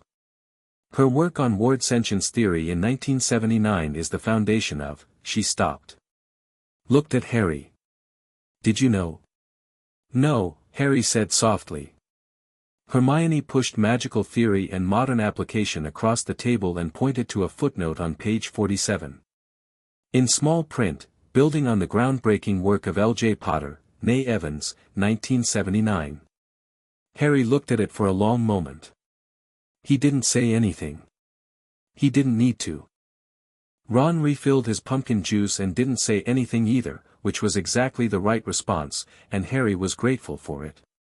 He read the footnote one more time and then closed the book and straightened up and was Harry Potter again, practical, focused, 2 steps ahead, but something in the straightening had a new quality to it, a solidness, like a thing had been added to the foundation rather than just the structure. Right, he said. We have charms in 20 minutes. Let's not be late. They were not late. They were never late. There was too much to do. Chapter 4, Blood and Politics. The first Quidditch practice of the year happened on a Thursday morning before breakfast, which Harry thought was a peculiar choice until he understood that Oliver Wood, Gryffindor captain, operated on a philosophy that could be summarized as suffering builds character and character wins the cup. Harry had been recruited to the team on his 3rd day at school, which was faster than any first year in living memory and had generated the specific kind of controversy that Gryffindor Tower found simultaneously scandalous and extremely exciting. McGonagall had informed him with brisk practicality that she'd arranged a special waiver, cited the school charter, and presented him with a Nimbus 2000 with the expression of someone making a sound institutional investment. He showed up to the pitch at 6:15 with his new broom over his shoulder and found Oliver Wood already there, pacing the grass with the focused anxiety of a man preparing for battle rather than sport, and 7 other Gryffindors in various states of wakefulness around him. Right, Oliver said, the moment Harry's feet hit the grass. You're the Seeker. The most important position on the team. The entire game rests on. I've read the rules, Harry said.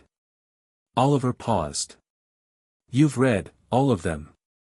Both editions. The 1986 revised rulebook and the 1952 original. Also the last 4 years of match records for each house team. Harry looked at the sky, which was the flat gray of very early morning and moving with the slow purposeful energy of incoming weather. We're going to get rain in about an hour. We should make the most of the clear time. Oliver stared at him for a moment with the expression of someone who had just been handed exactly what they wanted and wasn't sure what to do with their hands. Then he turned to the team and said, with renewed energy, right. Let's go. Harry mounted the Nimbus and kicked off and the ground fell away beneath him and he was, flying. Properly flying, wind and altitude and the enormous blue-grey morning above the Scottish Highlands, and for a moment everything else fell away. The Stone, Quirrell, Dumbledore, the Board of Governors, the Wisengamot appeal that McGonagall said was being drafted, all of it dissolved into the cold air and the speed and the particular freedom of being 100 feet up with nothing between him and the sky. He leveled off and looked at the castle from above. It was beautiful. He'd known it was beautiful from the ground, from the lake, but from up here it was something else, the full shape of it visible, the towers and courtyards and the vast sweep of the grounds, the lake a dark mirror to the south, the forbidden forest pressing against the east boundary, and in all of it the faint luminescence of old magic, the wards visible from above as a soft golden grid in the stone. His castle. His in a way that he was still learning the shape of, like a new country you've only just arrived in. He spotted the snitch within 4 minutes of practice starting.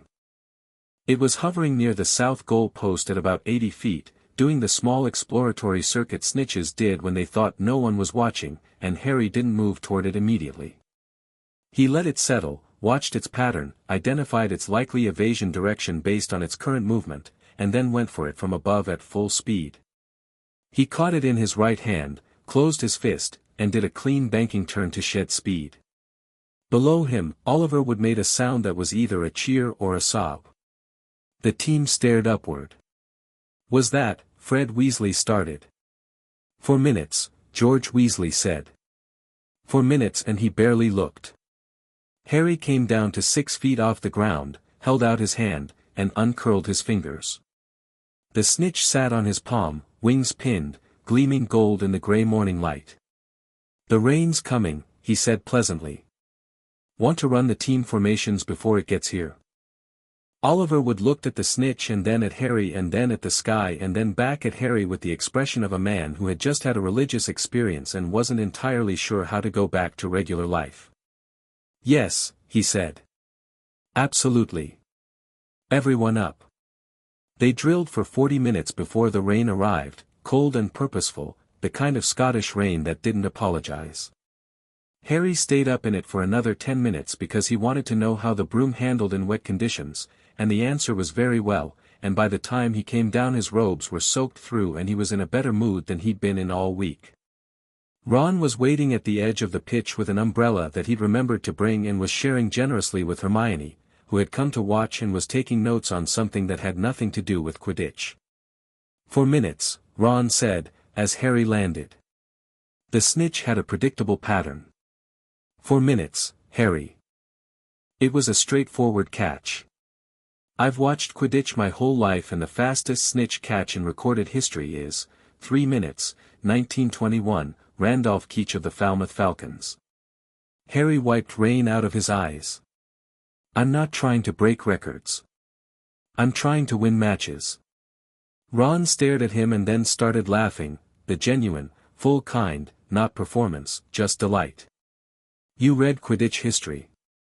"I read everything." Harry shook water off his broom. "What are you writing?" he asked Hermione. She turned her notebook slightly toward him. She'd been mapping the ward grid.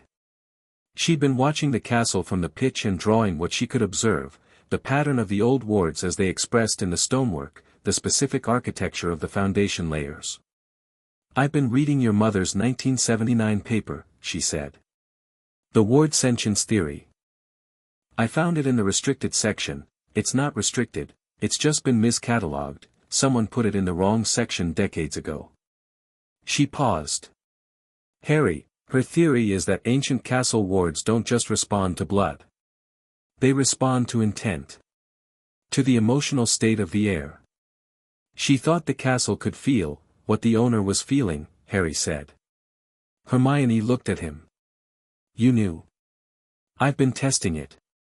He looked up at the castle, at the warm hum he could feel even from here, even in the rain. "When I'm calm, the wards are very quiet. When I'm focused on a specific problem, the relevant part of the castle sharpens. The night I reinforced the third-floor wards," he paused. "The castle was pleased. I felt it." Hermione was looking at him with an expression that was somewhere between scientific excitement and genuine wonder, and Harry thought it was the best version of her face. "Your mother spent 2 years developing a theoretical framework for exactly what you're describing," she said. "She never got to test it." "She got to test it," Harry said quietly. "She got to test it once." The rain fell steadily around them. The meaning of what he'd said landed in the quiet, and neither Hermione nor Ron said anything for a moment, because there was nothing to say that wouldn't be smaller than the silence. Then Ron said, "Breakfast," with the practical compassion of someone who understood that sometimes the right response to a heavy thing was to keep moving, and Harry nodded and they walked back up to the castle. Lucius Malfoy arrived on a Tuesday in the 3rd week of term. Harry felt him coming before he saw him, felt the wards register an adult wizard of significant power at the outer gate, felt the particular quality of that magic, precise and aristocratic and layered with the specific signature of old money and older dark arts that had been very recently and carefully cleaned. Like a room that had been aired out but still remembered what it held. He was in the owner's study when the gate opened, sitting with Hermione working through the founding charter in detail, the actual original document, the Gringotts copy, dense with archaic legal language that Hermione was annotating with cheerful ferocity. He felt the wards greet the visitor and he opened his notebook and wrote, Lucius Malfoy. Early. Because he'd expected this visit, he just hadn't expected it this week. He's here, Harry said. Hermione looked up. Now. Just through the gate.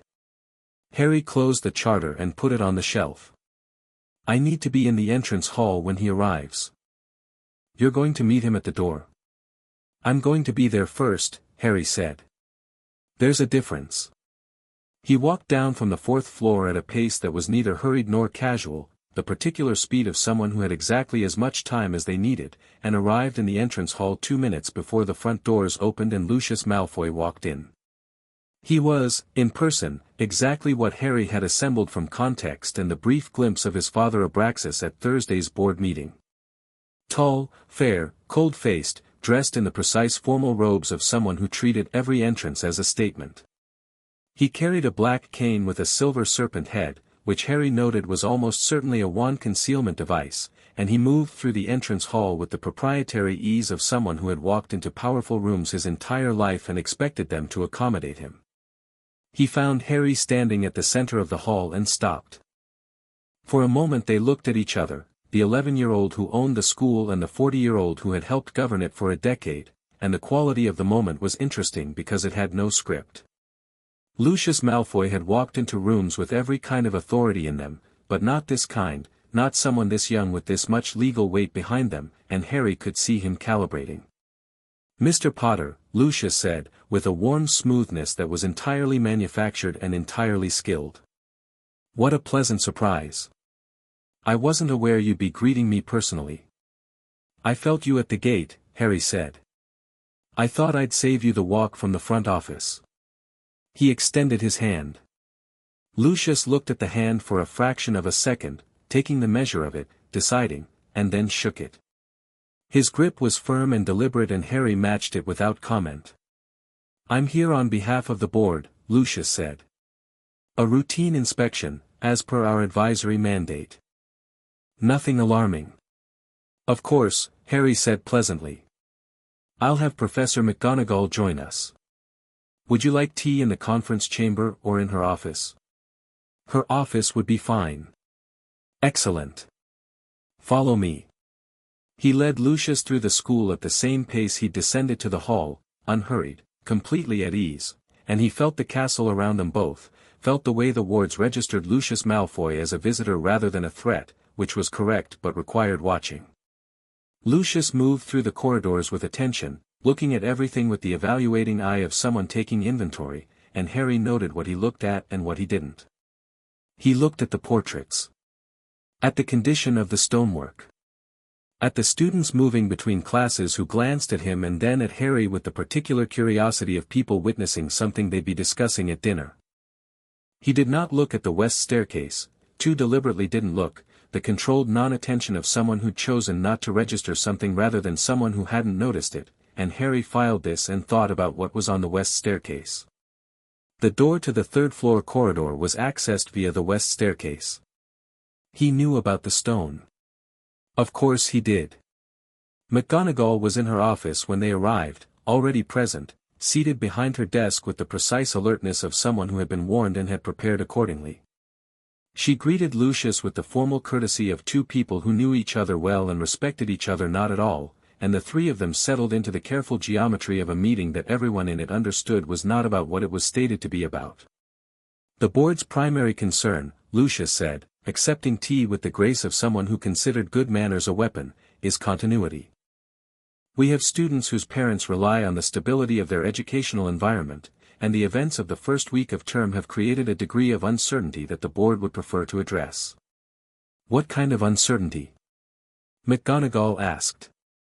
The question of governance, Lucius said. The founding charter claim is legally sound. He said this with the microscopic effort of someone conceding a point they had checked very thoroughly from multiple angles, but the practical implications of ownership vested in a student are, I think you'd agree, unusual. The practical implications, Harry said, are that Professor McGonagall runs the school with my support on policy matters. That's not unusual. It's how most institutional ownership works. Lucius looked at him with the specific quality of attention he'd been deploying since the entrance hall, taking the measure, reassessing, recalibrating. You've studied institutional governance. I've studied the charter, Harry said. And the Wisengamot property statutes. And the last 40 years of board meeting minutes, which Gringotts had in their records. A pause. The board meeting minutes. All of them. Harry held his teacup.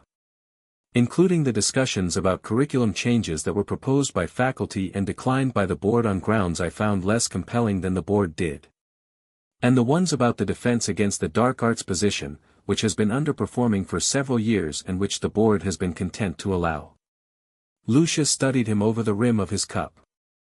Something was working behind his eyes, not the pleasant blankness he'd walked in with, but something more genuine, the look of a man encountering an unexpected opponent and finding the encounter interesting rather than inconvenient.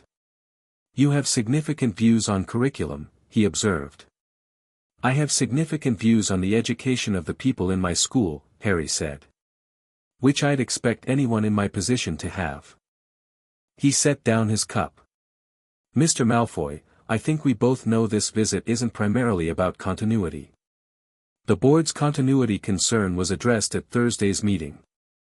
You're here because you want to understand what I intend to do with the school, and whether my intentions are compatible with yours. Lucius was quiet for a moment. Then, with something that might have been genuine appreciation, direct. It's more efficient, Harry said. Indeed. Lucius set down his own cup with deliberate care. Then since we're being direct, there are families on the board, and families in this school, who have significant investments in how Hogwarts operates. The school's traditions, its houses, its social architecture, represent things that matter to a great many people. The social architecture, Harry said. The way things are done here. The culture of the school. You mean the blood status hierarchy, Harry said. Not aggressively. Just naming it, the way you named something so the conversation could be about the actual thing rather than its polite covering. The way Slytherin students are expected to value pure blood status, and the way that expectation creates a particular kind of student and a particular kind of adult. Lucius's expression was very still. I've read the data from the last 40 years of student outcomes, Harry said. Specifically, the correlation between house culture and the positions graduates take in magical society. It's an interesting pattern. He looked at Lucius steadily. I'm not going to tell you that I intend to dismantle everything you've spent years building. I'm going to tell you that I intend to run this school in the interests of the students, all of them, and that tradition is valuable when it serves the students and worth examining when it doesn't. That sounds, Lucius said carefully, like a policy that could be applied in any direction. That's precisely why it's a good policy. McGonagall had been listening to this exchange with the focused stillness of a chess player watching a game she wasn't participating in but was very interested in. She refilled the tea without comment. Lucius looked at Harry for a long moment, the longest sustained direct look he'd given him since the entrance hall, and whatever he was calculating behind those pale eyes had clearly reached a conclusion, because something in him settled, not into acceptance but into a kind of strategic patience. My son is in Slytherin, he said. I know, Harry said. He seems clever. I hope the education he receives here serves that. Lucius blinked. It was the first uncontrolled reaction Harry had seen from him, and it was very small and very telling, a man whose child had just been given an honest compliment by someone he'd expected to treat him as an enemy, and who wasn't sure what to do with it. He is, Lucius said, and the warmth in it was the first genuinely unmanufactured thing he'd produced all morning. Good, Harry said simply. They talked for another hour about genuinely administrative matters, the state of the classrooms, the library funding, the Quidditch pitch maintenance schedule, and by the end of it the temperature of the room had shifted from negotiation to something closer to careful observation on both sides. Lucius Malfoy left the school at noon with the expression of a man who had come expecting a naive child and was leaving with something considerably more complicated to think about. Harry watched him go from the front steps and felt the wards relax as he passed the outer gate. "Well," McGonagall said, from just behind him. "He'll be back," Harry said. "Undoubtedly. But differently." "Yes." Harry watched the gate close. "He's not the enemy. He's a man who protects his own interests with great skill, and his interests and mine overlap significantly in the area of wanting this school to function well." He paused. "The areas where they don't overlap are real, but they're not today's problem." McGonagall looked at him sideways. "You complimented his son." "I meant it," Harry said. "Draco Malfoy is clever. He's been given a set of values I disagree with and a social expectation that I think is limiting him, but the capability underneath is genuine." "You're going to do something about that." "I'm going to educate him," Harry said. "That's my job." McGonagall made a sound that was entirely controlled and absolutely an expression of something. Harry chose to interpret it as approval and went back inside. The afternoon brought Neville. Harry had been watching Neville for 3 weeks and the picture was becoming clearer and also more concerning. In charms, with encouragement and without the weight of expectation, he was excellent. In transfiguration, where McGonagall was brisk and exacting and her praise was rare but genuine, he did well enough. In herbology, where the practical work was physical and tactile and didn't require him to perform confidence in front of a classroom, he was extraordinary. Professor Sprout had pulled Harry aside after the second lesson to say, with quiet intensity, that Longbottom had a gift for plants that she hadn't seen in 30 years of teaching. In potions with Snape, Neville could barely hold his cauldron steady. Harry had been in the library after dinner when Neville came in and took a table in the back and opened his potions textbook and then sat looking at it with the specific expression of someone reading the same page for the 5th time and understanding it less each time, the panic spiral that happened when stress made simple things impossible. Harry moved to his table and sat down. Neville looked up. "Oh, sorry, were you using—" "No," Harry said. "I was going to ask if you wanted to go over the next chapter together. The chapter on base solutions. The theory's counterintuitive until you look at it a specific way, and then it's quite straightforward." Neville looked at him with the careful wariness of someone who had been offered help before and found it came with conditions attached. "You don't have to, I know," Harry said. "I want to. It's more interesting to work through it with someone who's actually thinking about the problems than alone." The wariness eased, slightly. Neville pulled his textbook forward. They worked for an hour. Harry explained things the way he'd absorbed them, not from the textbook's framework, which was organized for comprehensive coverage, but from the underlying logic, the chemistry, and the causality, the reason this ingredient behaved this way and why it mattered. Neville listened, and Harry watched him start to track, watched the moment when the logic clicked, when the framework that had been foreign became one he could move in, and Neville's shoulders came down from their permanent defensive position and he started asking questions, real ones, not the tentative deflections of someone afraid of being wrong. "My gran says I'm not good at potions," Neville said at some point, not quite casually. "Your gran," Harry said carefully, "probably has a significant investment in your being a specific kind of wizard, based on what I know of your family." Neville looked at him quickly. "I've done some reading," Harry said. "I'm sorry about your parents, Neville. I don't think anyone has said that to you directly and they should have." The silence that followed was very still. Neville looked at the table, and his face did something complicated that it was learning to do now that it had been practiced, something with more access to what was underneath. "They haven't," he said quietly. "People mostly either don't know or don't mention it, and the ones who mention it say my parents were heroes and I should be proud and then they look at me like they're waiting for me to be more like them." He paused. "My gran. She means well." "I know," Harry said. "But meaning well and being right about someone are different things." He met Neville's eyes. You have a gift for herbology that Sprout says she hasn't seen in decades. Your charms work is excellent. Your potions, you need a framework that works for you, not a method that someone decided was the way to teach it. None of that sounds like someone who isn't good at magic. Neville swallowed. Snape is addressing a different problem when he uses you as a demonstration, Harry said. That's not about your capability. You can trust me on that. He wasn't going to tell an 11-year-old student that his potions professor was managing a complex emotional history that had nothing to do with Neville's talent. But he was going to tell Snape, very clearly, at the next opportunity, that the Longbottom situation needed to change. Why are you doing this? Neville asked. Not suspicious, genuinely asking, the way someone asked when they'd stopped expecting people to lie to them but still needed to understand the truth. Harry considered the question honestly. Because I think the school should work for everyone in it, not just the people who are already confident. And because I think you've been told a story about yourself that isn't accurate, and I find that annoying. He said the last word with enough honesty that it made Neville almost smile. You sound like you know what that's like.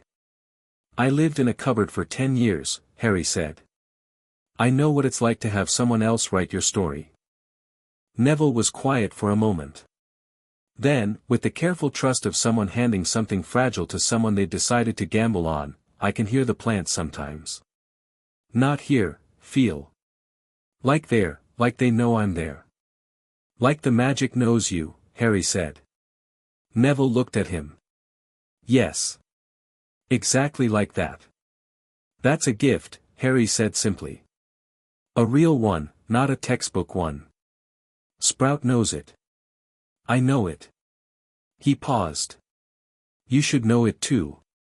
They went back to the potions chapter, and Neville's questions were better and his understanding was cleaner, and when they finished and packed up and walked back to Gryffindor Tower together, Neville was different in a way that wasn't dramatic or declarative but was real, 2 inches taller, somehow, in the way confidence added height you'd always had but forgotten. Snape appeared at the door of the owner's study 2 evenings later, which Harry had not expected. Not a scheduled meeting, he hadn't asked Snape to come. Snape simply knocked, once, and when Harry said come in, entered with the self-contained quality of someone who had decided to do something and was doing it without preamble. He looked at the study, the ancient desk, the founder portrait, the windows with their view of the lake, with an expression that was carefully controlled but contained something reverent that he clearly hadn't intended to show. Then he looked at the Gryffindor portrait, and his expression became something more complicated. I didn't know this room existed, he said. Most people don't. Harry gestured to the chair across the desk. Sit down. Snape sat. He placed a folder of parchment on the desk between them. My proposal, he said. The defense position.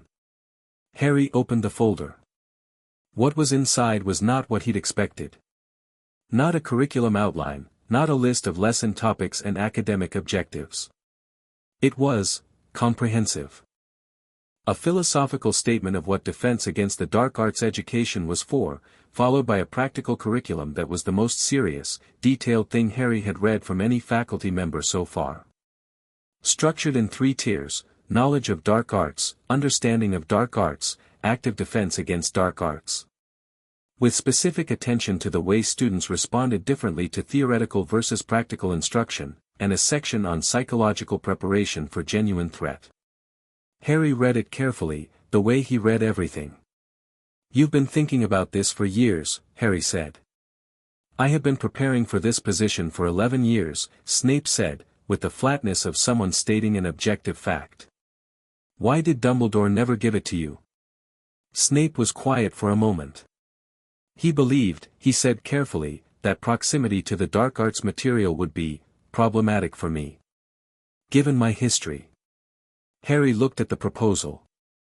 At the section on student psychological preparation, which was written with the specific insight of someone who understood dark magic from the inside, who knew exactly what it felt like to be drawn to it and exactly what tools were needed to resist that draw. He was wrong, Harry said. Yes, Snape said. Someone who's never been tempted by the dark can teach you what it looks like, Harry said. Someone who has been tempted and chose differently can teach you how to stand against it. He closed the folder. This is the best defense curriculum proposal I've read. I haven't read others, so that's a limited sample, but I don't think better ones exist. Snape's face was very still. I want to implement this for next year, Harry said. I want you to have the position. He paused. I also want to talk about Neville Longbottom. The stillness shifted. Longbottom. He's talented, Harry said. Genuinely. His potions work is being undermined by anxiety rather than incapability, and the anxiety is being reinforced by your teaching approach. He kept his voice even, because this was a fact-finding conversation, not an accusation. I'd like to understand what's happening there. Snape was quiet for a long moment. Outside, the lake was dark under a clear sky, and the castle was very still. The boy reminds me, Snape said finally, of someone I would prefer not to be reminded of. Harry waited. His father was in the same year as yours, Snape said. And behaved in similar ways at similar moments. He paused. I am aware that this is not the boy's fault. Are you aware that he has a gift for potions that your current approach is actively suppressing? Another pause, longer. I suspected as much, Snape said, with the tight honesty of someone who had known something and not addressed it. His theoretical work is excellent. His practical results are poor in my classroom and, I'm informed, considerably better elsewhere. So it's the environment, Harry said. Your classroom.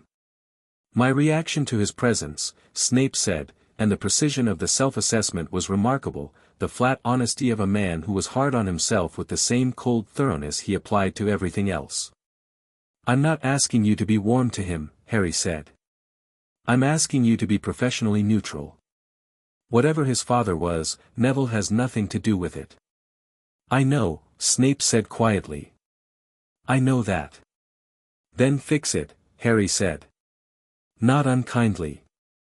You're the best potions master this school has ever had, based on what I can tell, and you're wasting a student who could be excellent.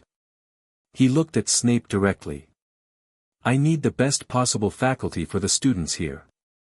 That means you being as good in the classroom as you are in everything else. Snape looked at him with an expression that was complex.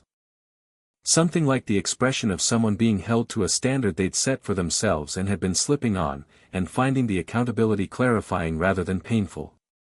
Longbottom's next class, Snape said. I will make adjustments. Thank you, Harry said.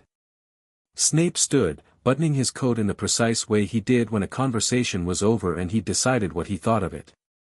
He glanced at the Gryffindor portrait one more time, and the portrait looked back at him with an expression Harry couldn't quite read from his angle. Professor Snape, Harry said, before he reached the door. Snape turned. My mother's ward sentience paper from 1979.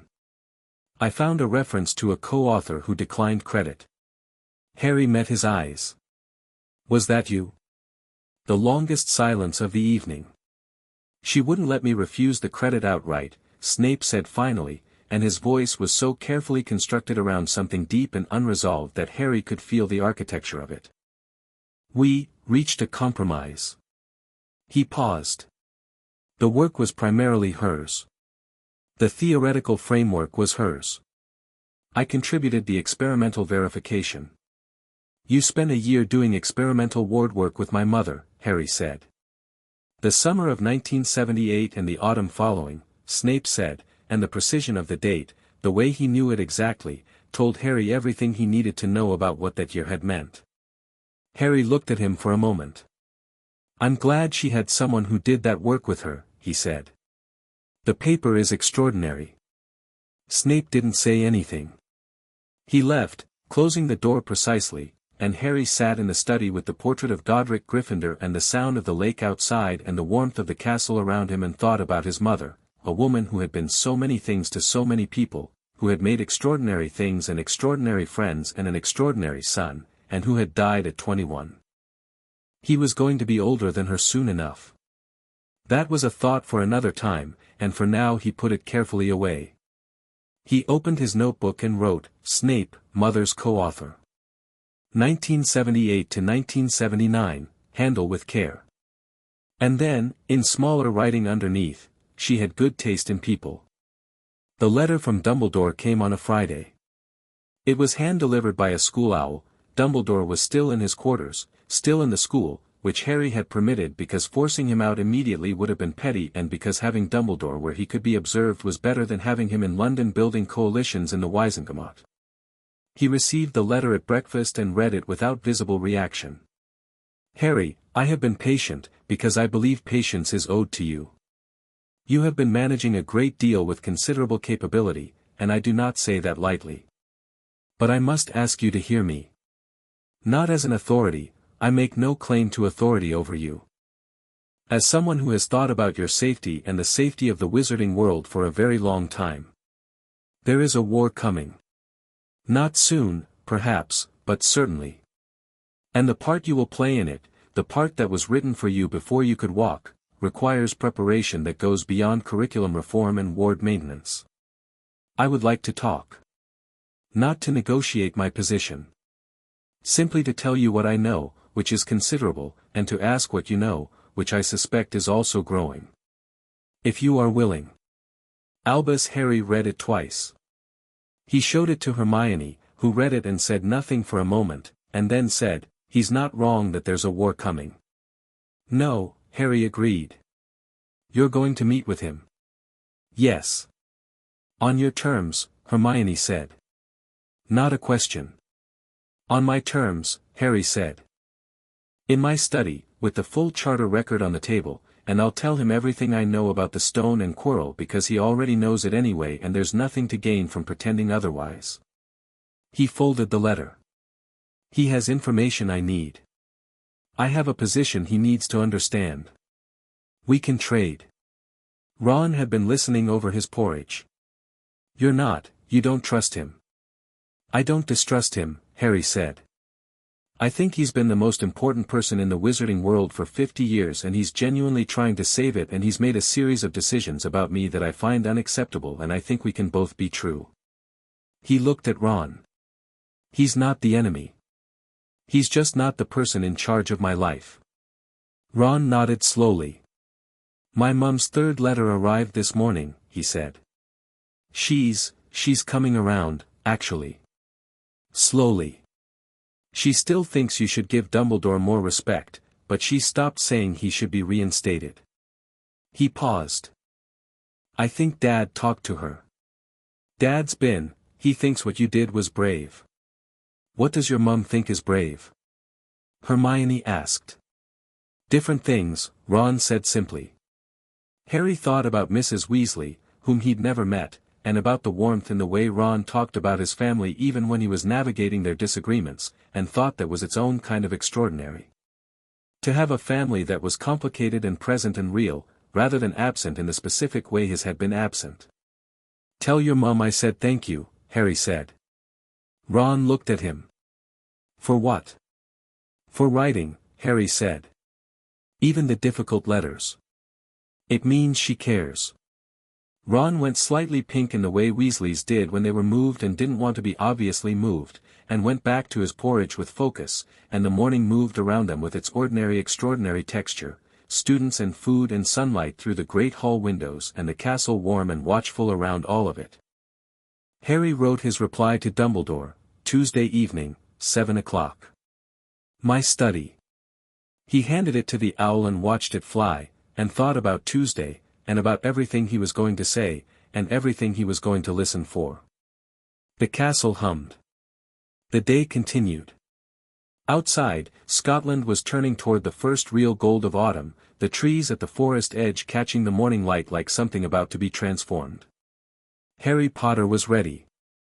Chapter 5, The Mirror and the Stone. The meeting with Dumbledore happened on a Tuesday at 7 o'clock, as arranged, and Harry was ready 10 minutes early. He'd spent the weekend thinking about what the meeting was and what it wasn't. It wasn't a reconciliation.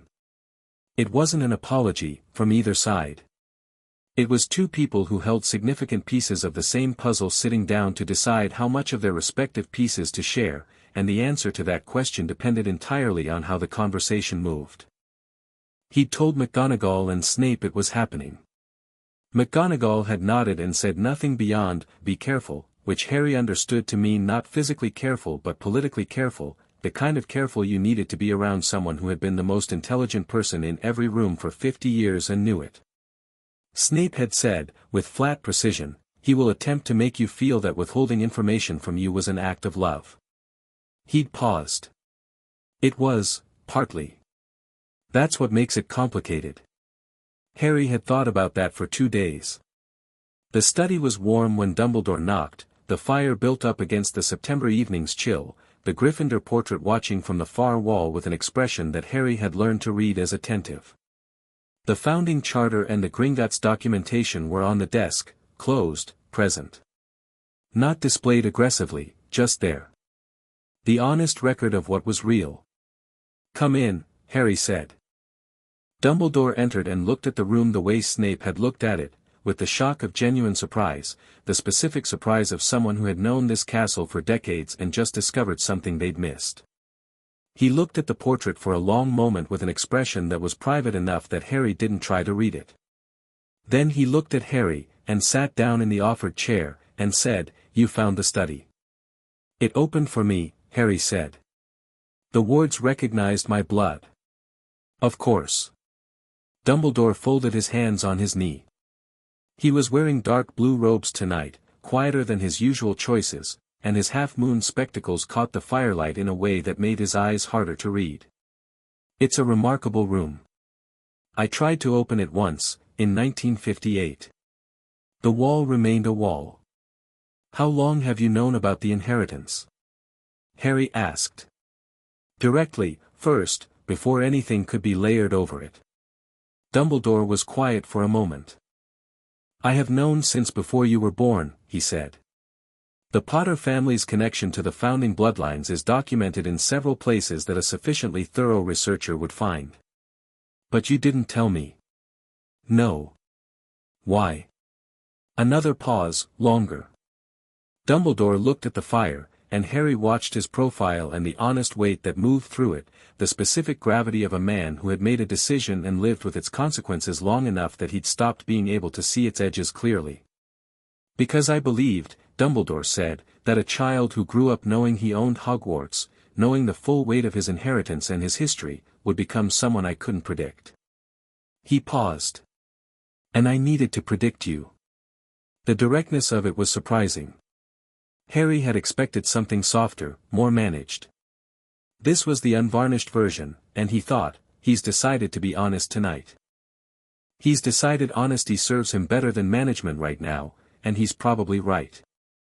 "You needed me to be a specific kind of person," Harry said.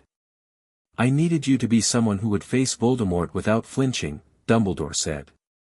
"I believed that someone raised in comfort, in knowledge of their power, might find reasons not to accept the personal cost of what lay ahead. I believed that some measure of simplicity, ignorance," Harry said. "Simplicity," Dumbledore said, and his voice was gentle rather than defensive, which was worse in a way. "Was protective. That it would produce someone humble, and brave, and willing to sacrifice. And instead it produced someone angry," Harry said. "No," Dumbledore said, and looked at him properly, with the full weight of his attention, which was enormous, the attention of someone who had been reading people for over a century. "It produced someone clear. I think I underestimated what Lily's son would be." He paused. "I underestimated what you are." The fire settled. Outside the windows the lake was black and still. "Tell me about the Horcruxes," Harry said. The silence that followed was the kind that had mass. Dumbledore looked at him and the calculation behind his eyes was visible now, the calibration of how much, how fast, how to frame it. Harry held his gaze and waited, and the waiting was itself a kind of pressure, the patience of someone who had learned that silence was a tool. "How," Dumbledore said carefully, "do you know that word?" "The restricted section," Harry said. "Which I have legitimate access to, as the school's owner." There's a text on soul magic from the 14th century that uses the term in the context of Voldemort's history. The author was speculative, but the theory is internally consistent, and when you cross-reference it with the documented history of Voldemort's invincibility and his repeated failure to die, he stopped. The math works. Dumbledore was very still. He split his soul, Harry said. He put the pieces into objects. That's why he didn't die the night he came to Godric's Hollow. That's why he's still present in Quirrell's body rather than simply gone. He looked at Dumbledore. And that's why the stone matters so much to him. He needs a body strong enough to survive what he is now, and the elixir of life is the fastest route. You have, Dumbledore said slowly, arrived at a place it took me years to reach. I had better source material and fewer assumptions, Harry said. The 14th century text is more direct than whatever you were working from. Dumbledore was quiet. Then, with something that might have been genuine wonder under the careful control, your mother would have gotten there faster. She got there with the ward theory, Harry said. I read her paper. The sentience framework, it's the same kind of thinking. Feel the underlying structure, don't trust the surface explanation. He paused. She was looking at wards the way I'm looking at Voldemort. The question is always, what is this thing really doing, underneath what it appears to be doing? Yes, Dumbledore said softly. Exactly. They sat with that for a moment, and the thing between them was complex, not reconciled, not repaired, but real in a way it hadn't been before. Dumbledore had managed Harry's entire life from a distance and Harry had refused to be managed, and here they were, two people who had needed very different things from each other and had gotten neither. The Horcruxes, Harry said, bringing it back. How many? I believe 7, Dumbledore said. Though I have confirmed only 2 with certainty. Then we have work to do, Harry said. I want everything you know. All of it. Whatever you've collected, whatever you've theorized, whatever you've confirmed. He met Dumbledore's eyes. In exchange, I'll tell you what I've done about Quirrell and the stone, and why the 3rd floor is now significantly better protected than it was when you arranged it. Dumbledore absorbed this. You've changed the wards. I've reinforced them. The original architecture, yours, is still functional. I've added a layer key to my blood that restricts hostile access. Harry paused. Voldemort, in Quirrell's body, cannot reach the 3rd floor. He has tried twice since I set the ward. I felt him both times. Dumbledore looked at him sharply. He tried, Tuesday and Friday of last week. He walked to the corridor entrance both times and stopped. Harry kept his voice even. He knows the wards have changed. He doesn't know why yet. He'll increase the pressure, Dumbledore said. On Quirrell. On other avenues. I know. That's why I wrote to Flammel. Harry watched Dumbledore's expression process this. The stone is being retrieved next week. Flammel is sending a trusted representative, he didn't say who but implied it was a family member. Once the stone is gone, Voldemort's immediate objective disappears from this school. And Quirrell? Dumbledore said quietly. Quirrell is the problem that remains, Harry said. A man with Voldemort living in his head is in this school, teaching children. That needs to end. He looked at Dumbledore. I want your advice on how to do it without triggering anything worse. You know more about Voldemort's capabilities in this form than I do. Something moved through Dumbledore's expression, something that took Harry a moment to identify because he hadn't seen it from this man before. It was relief.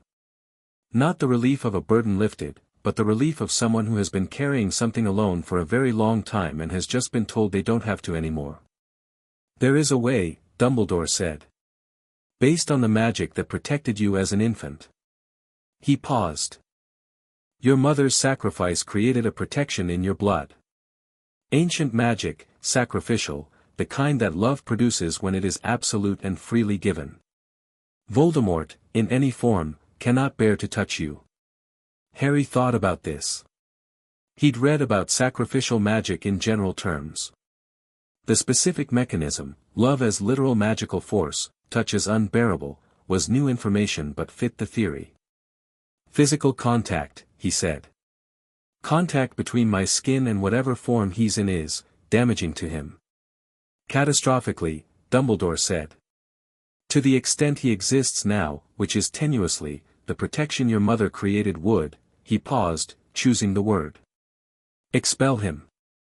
From the host. With sufficient violence that the host would not survive. The fire crackled. Quirrell is already dying, Harry said. Not asking. The possession is consuming him, Dumbledore confirmed. I am sorry for that. He was not a strong man, and he made a terrible choice, and he is paying for it. Harry was quiet for a moment. Is there any way to separate them? Any way Quirrell survives? Dumbledore studied him. You want to try? I want to know if it's possible. I don't want to kill a man who made a bad decision if there's an alternative.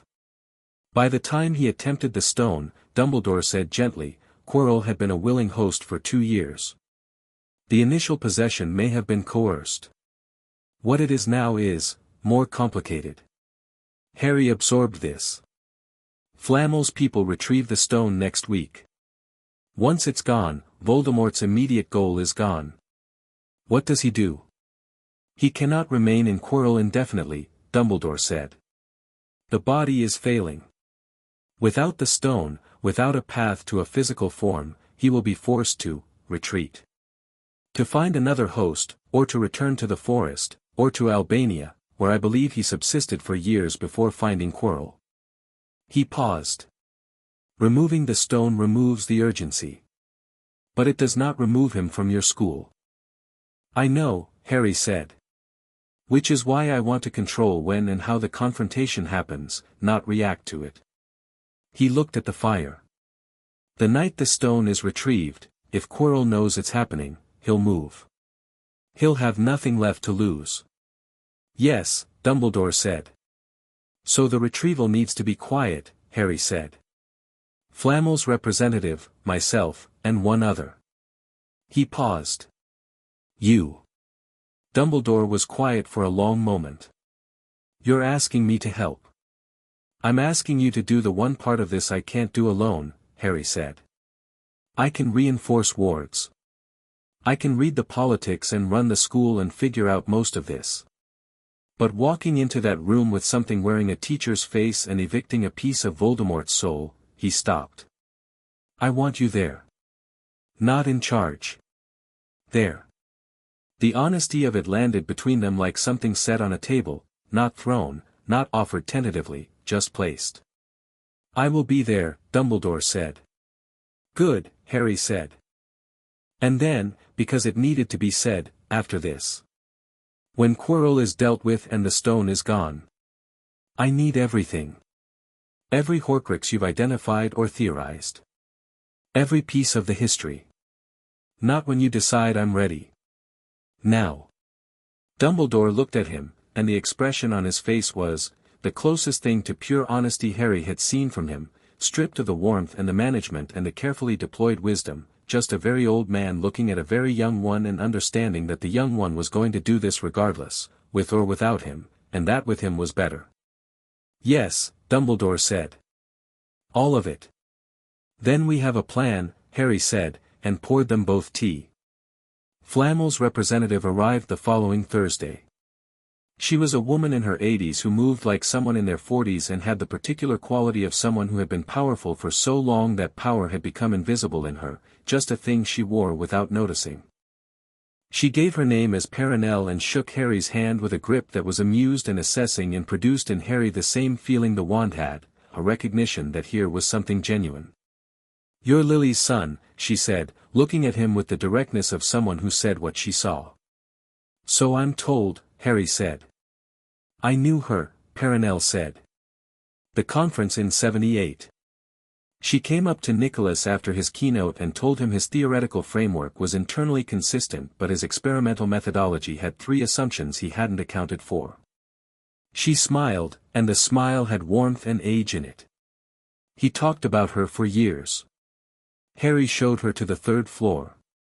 Dumbledore came separately, from a different direction, and the three of them stood outside the sealed corridor entrance in the cold stone passage, and Harry pressed his palm to the wall.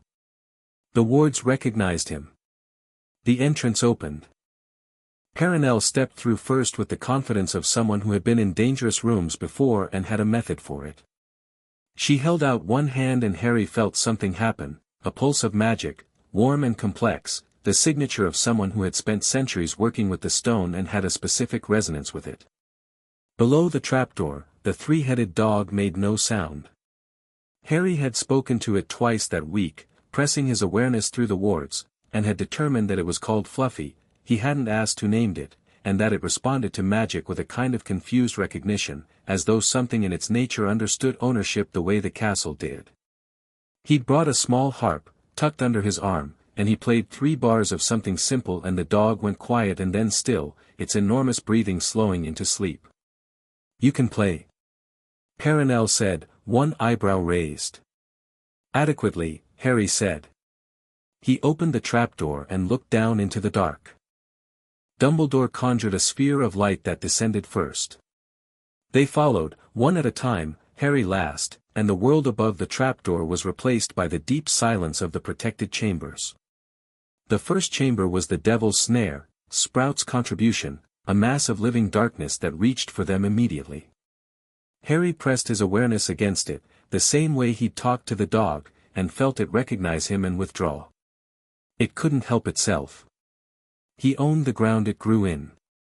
The second chamber was the Flying Keys, Flitwick's work, 100 winged keys circling in a bright storm under a charmed ceiling. Perenelle walked through them without looking up, and they parted for her the way they parted for nothing else, drawn to the stone's resonance in her blood, and the correct key came to her hand. The chess set. McGonagall's life-size board, the white pieces waiting with the particular menace of magic given purpose. Harry looked at it and felt the enchantment, precise, mathematical, designed for a specific opponent profile. He could have played it. He knew he could. But Perenelle laid her hand on the nearest piece and said something in Latin that Harry didn't catch, and the pieces stepped aside. Not defeated. Recognized. The troll was unconscious, dealt with in advance, Harry suspected, which was Dumbledore's contribution to the preparations. He didn't ask how. Snape's potion chamber, 7 bottles, a logic puzzle, designed to separate magical ability from logical thinking. Harry had memorized the solution from the instructions Snape had given him privately: smallest bottle, forward, nettle wine, back, leftmost poison, and he walked to the smallest bottle without pause and drank it and felt the cold of magical frost moving through him and then the warmth of a fire beyond. The last chamber was the mirror. Harry had known about the mirror from Dumbledore's notes. The Mirror of Eriste, Dumbledore's final protection, the cleverest one, built on the simple elegance of using desire itself as the lock. Only someone who wanted to find the stone, not use it, would find it in the mirror.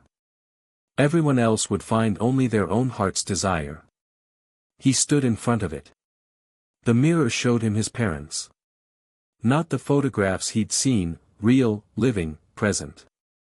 His mother's eyes looking back from his mother's face, warm and green and amused, and his father's easy stance with a hand on Harry's shoulder, and around them more people, a whole room of them, family and friends, all the names from the inheritance parchment made into faces. He looked at it for exactly as long as he needed to feel it.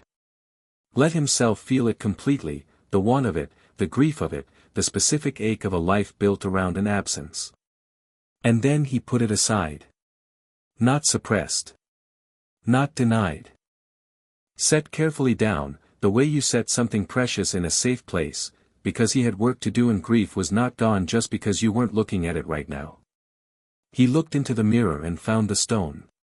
He felt it appear in his pocket, warm, heavier than something that size should be, pulsing with 600 years of carefully managed life force. He reached in and held it.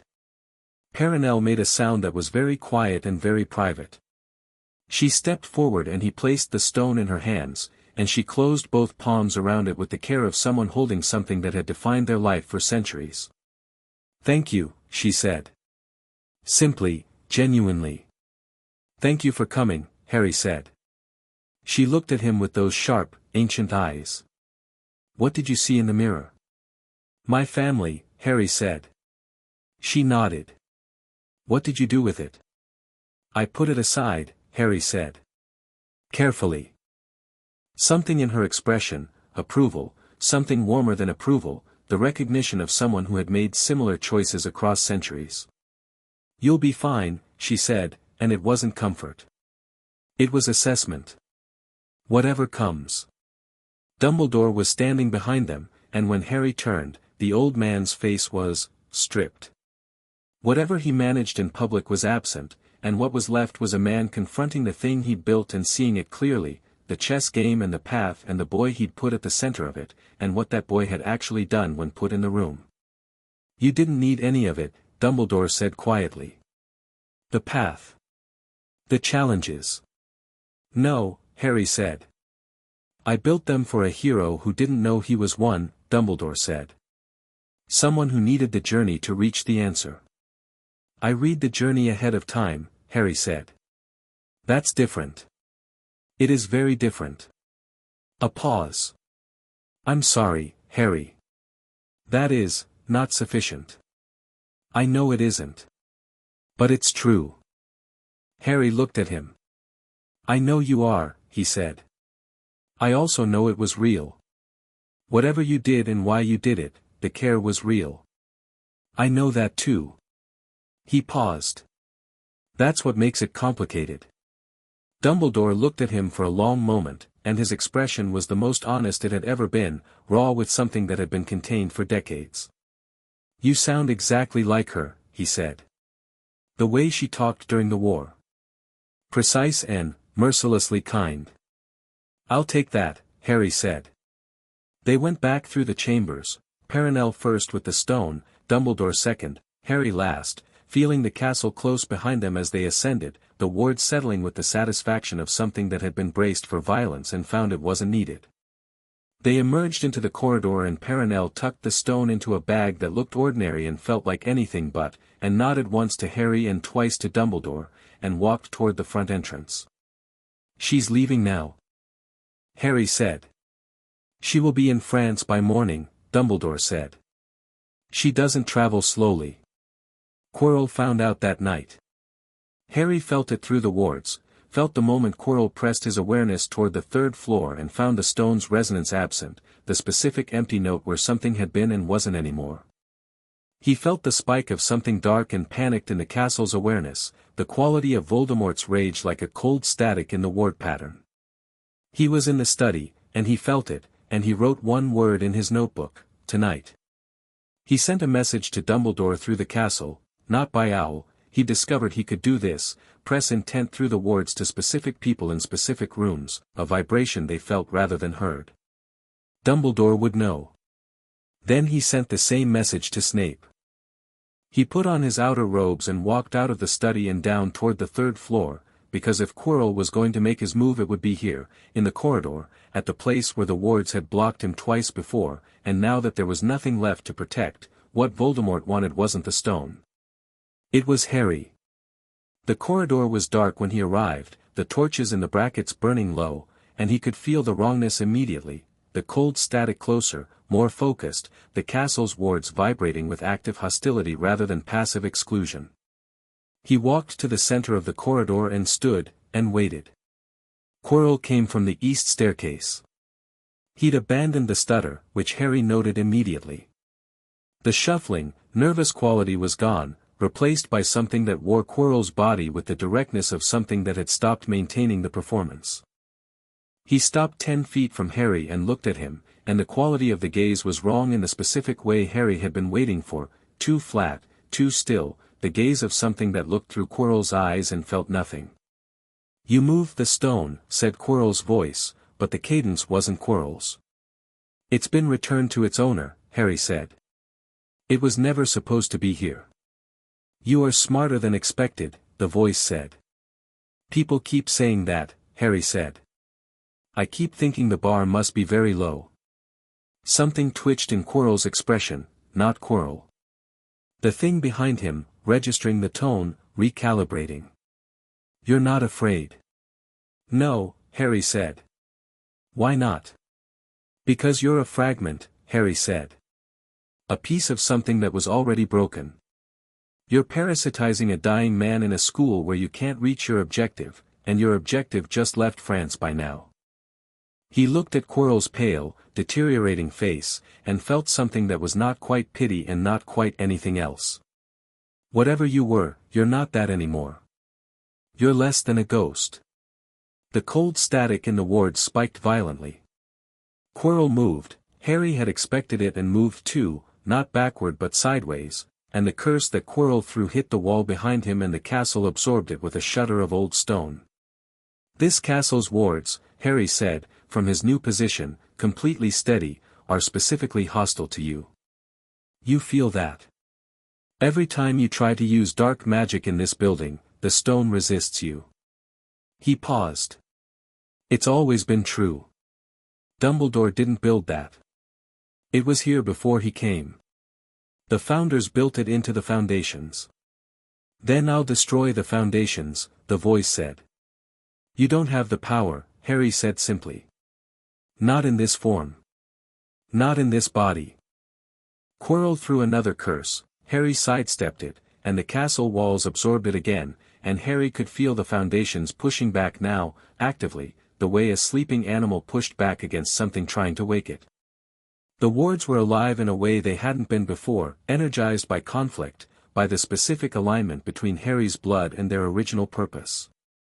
"Who are you?" the voice said, and for the first time there was something in it that wasn't flat, something that recognized something, an old dark intelligence touching something older.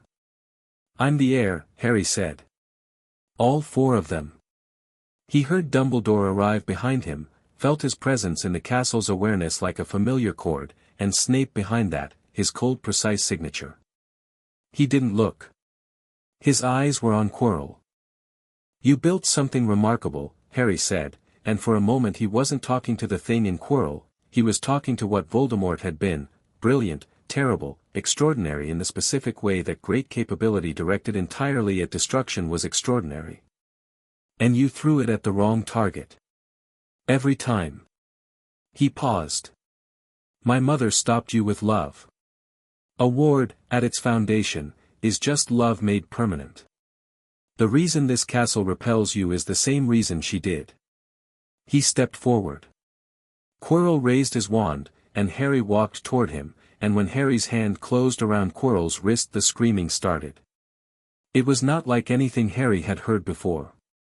Not sound, exactly, it was in the castle's awareness, in the wards, a frequency of pain that was the sound of something being expelled, something that had inhabited a place and was being removed by a force older and more patient than it was.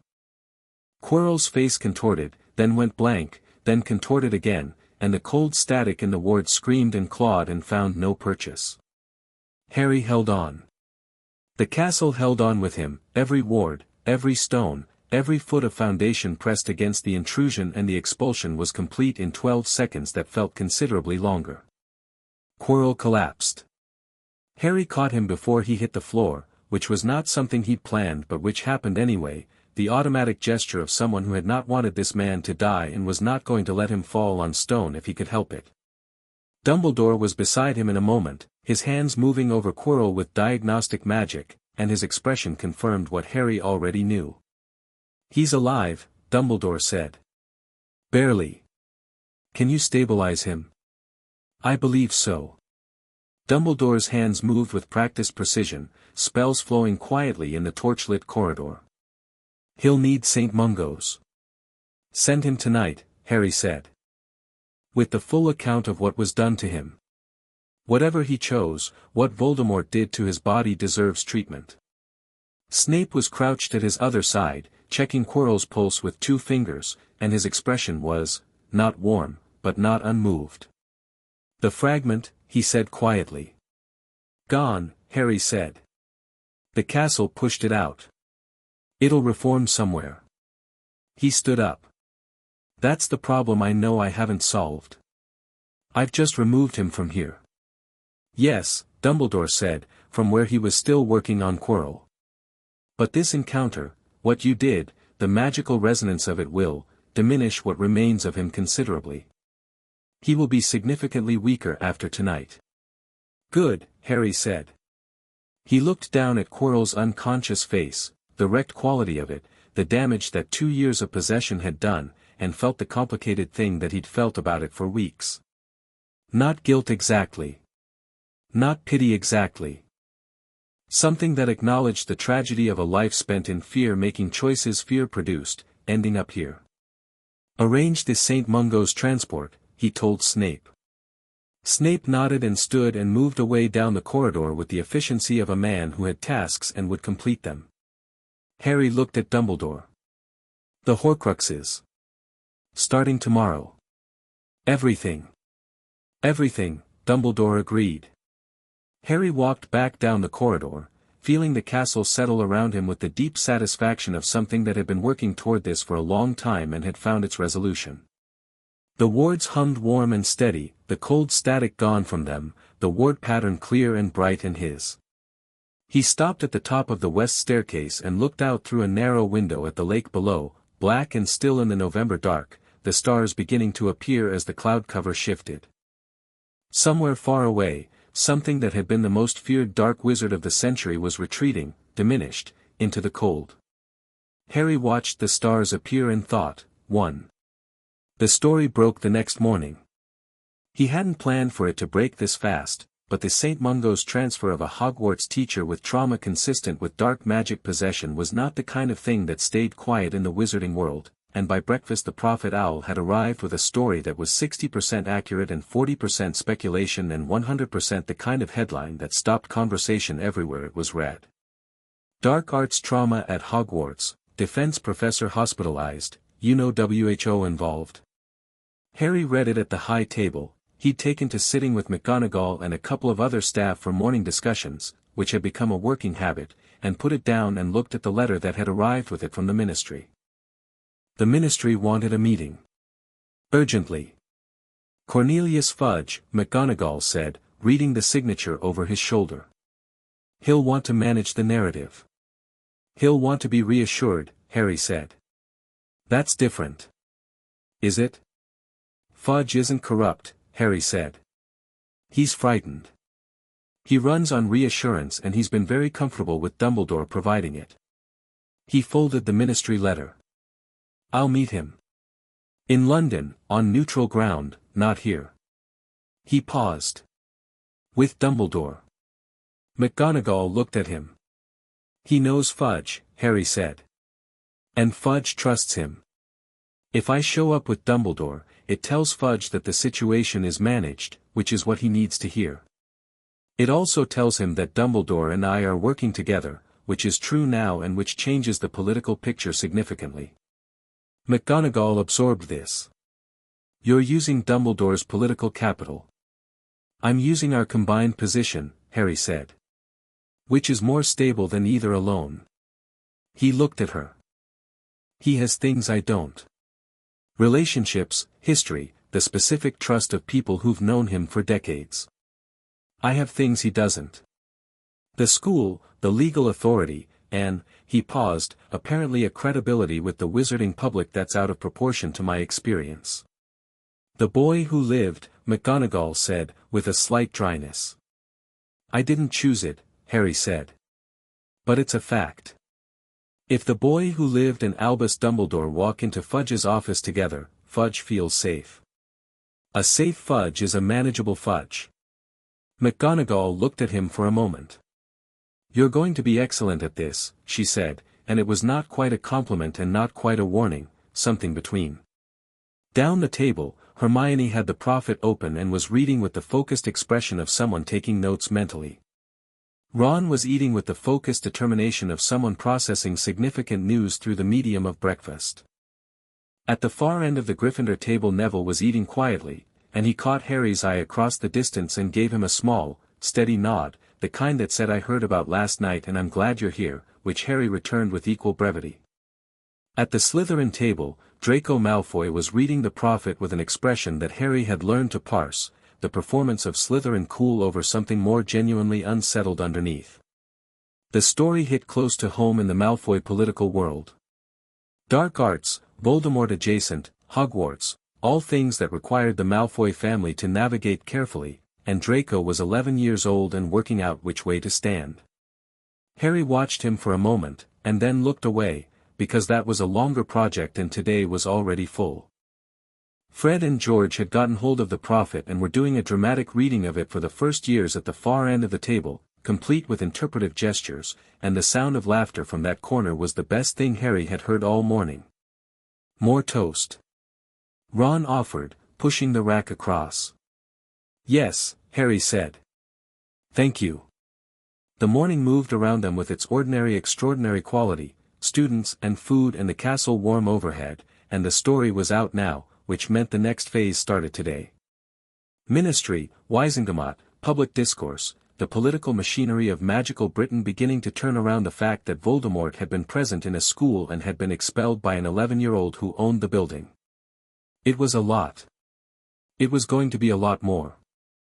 Harry ate his toast and thought about the meeting with Fudge, and the Horcruxes, and the Wisengamot appeal Dumbledore had told him was coming through Dumbledore's own resignation rather than enforcement, and the defense position for next year, and Neville's curriculum, and Draco Malfoy's genuine intelligence being sharpened against the wrong whetstone, and about Snape's proposal sitting on his desk approved and ready to be formalized.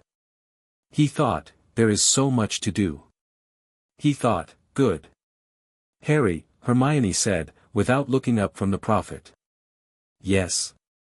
The editorial on page 6 says you're either the most dangerous child in Britain or the most important one. Which does the editorial argue for? It hasn't decided yet, she said. It's asking its readers to write in. Ron snorted into his pumpkin juice. I'll write a response, Harry said. They can print that instead. What will it say? Neville asked, from across the table, and there was a new quality in his voice, the quality of someone who had stopped expecting to be ignored and was genuinely asking. Harry thought about it. That important and dangerous aren't mutually exclusive, he said. And that what matters is what you do with whichever one you are. He looked at Neville. Any objections? Neville considered this with the seriousness it deserved. No, he said. I think that's right. Good, Harry said, and finished his toast, and the day began.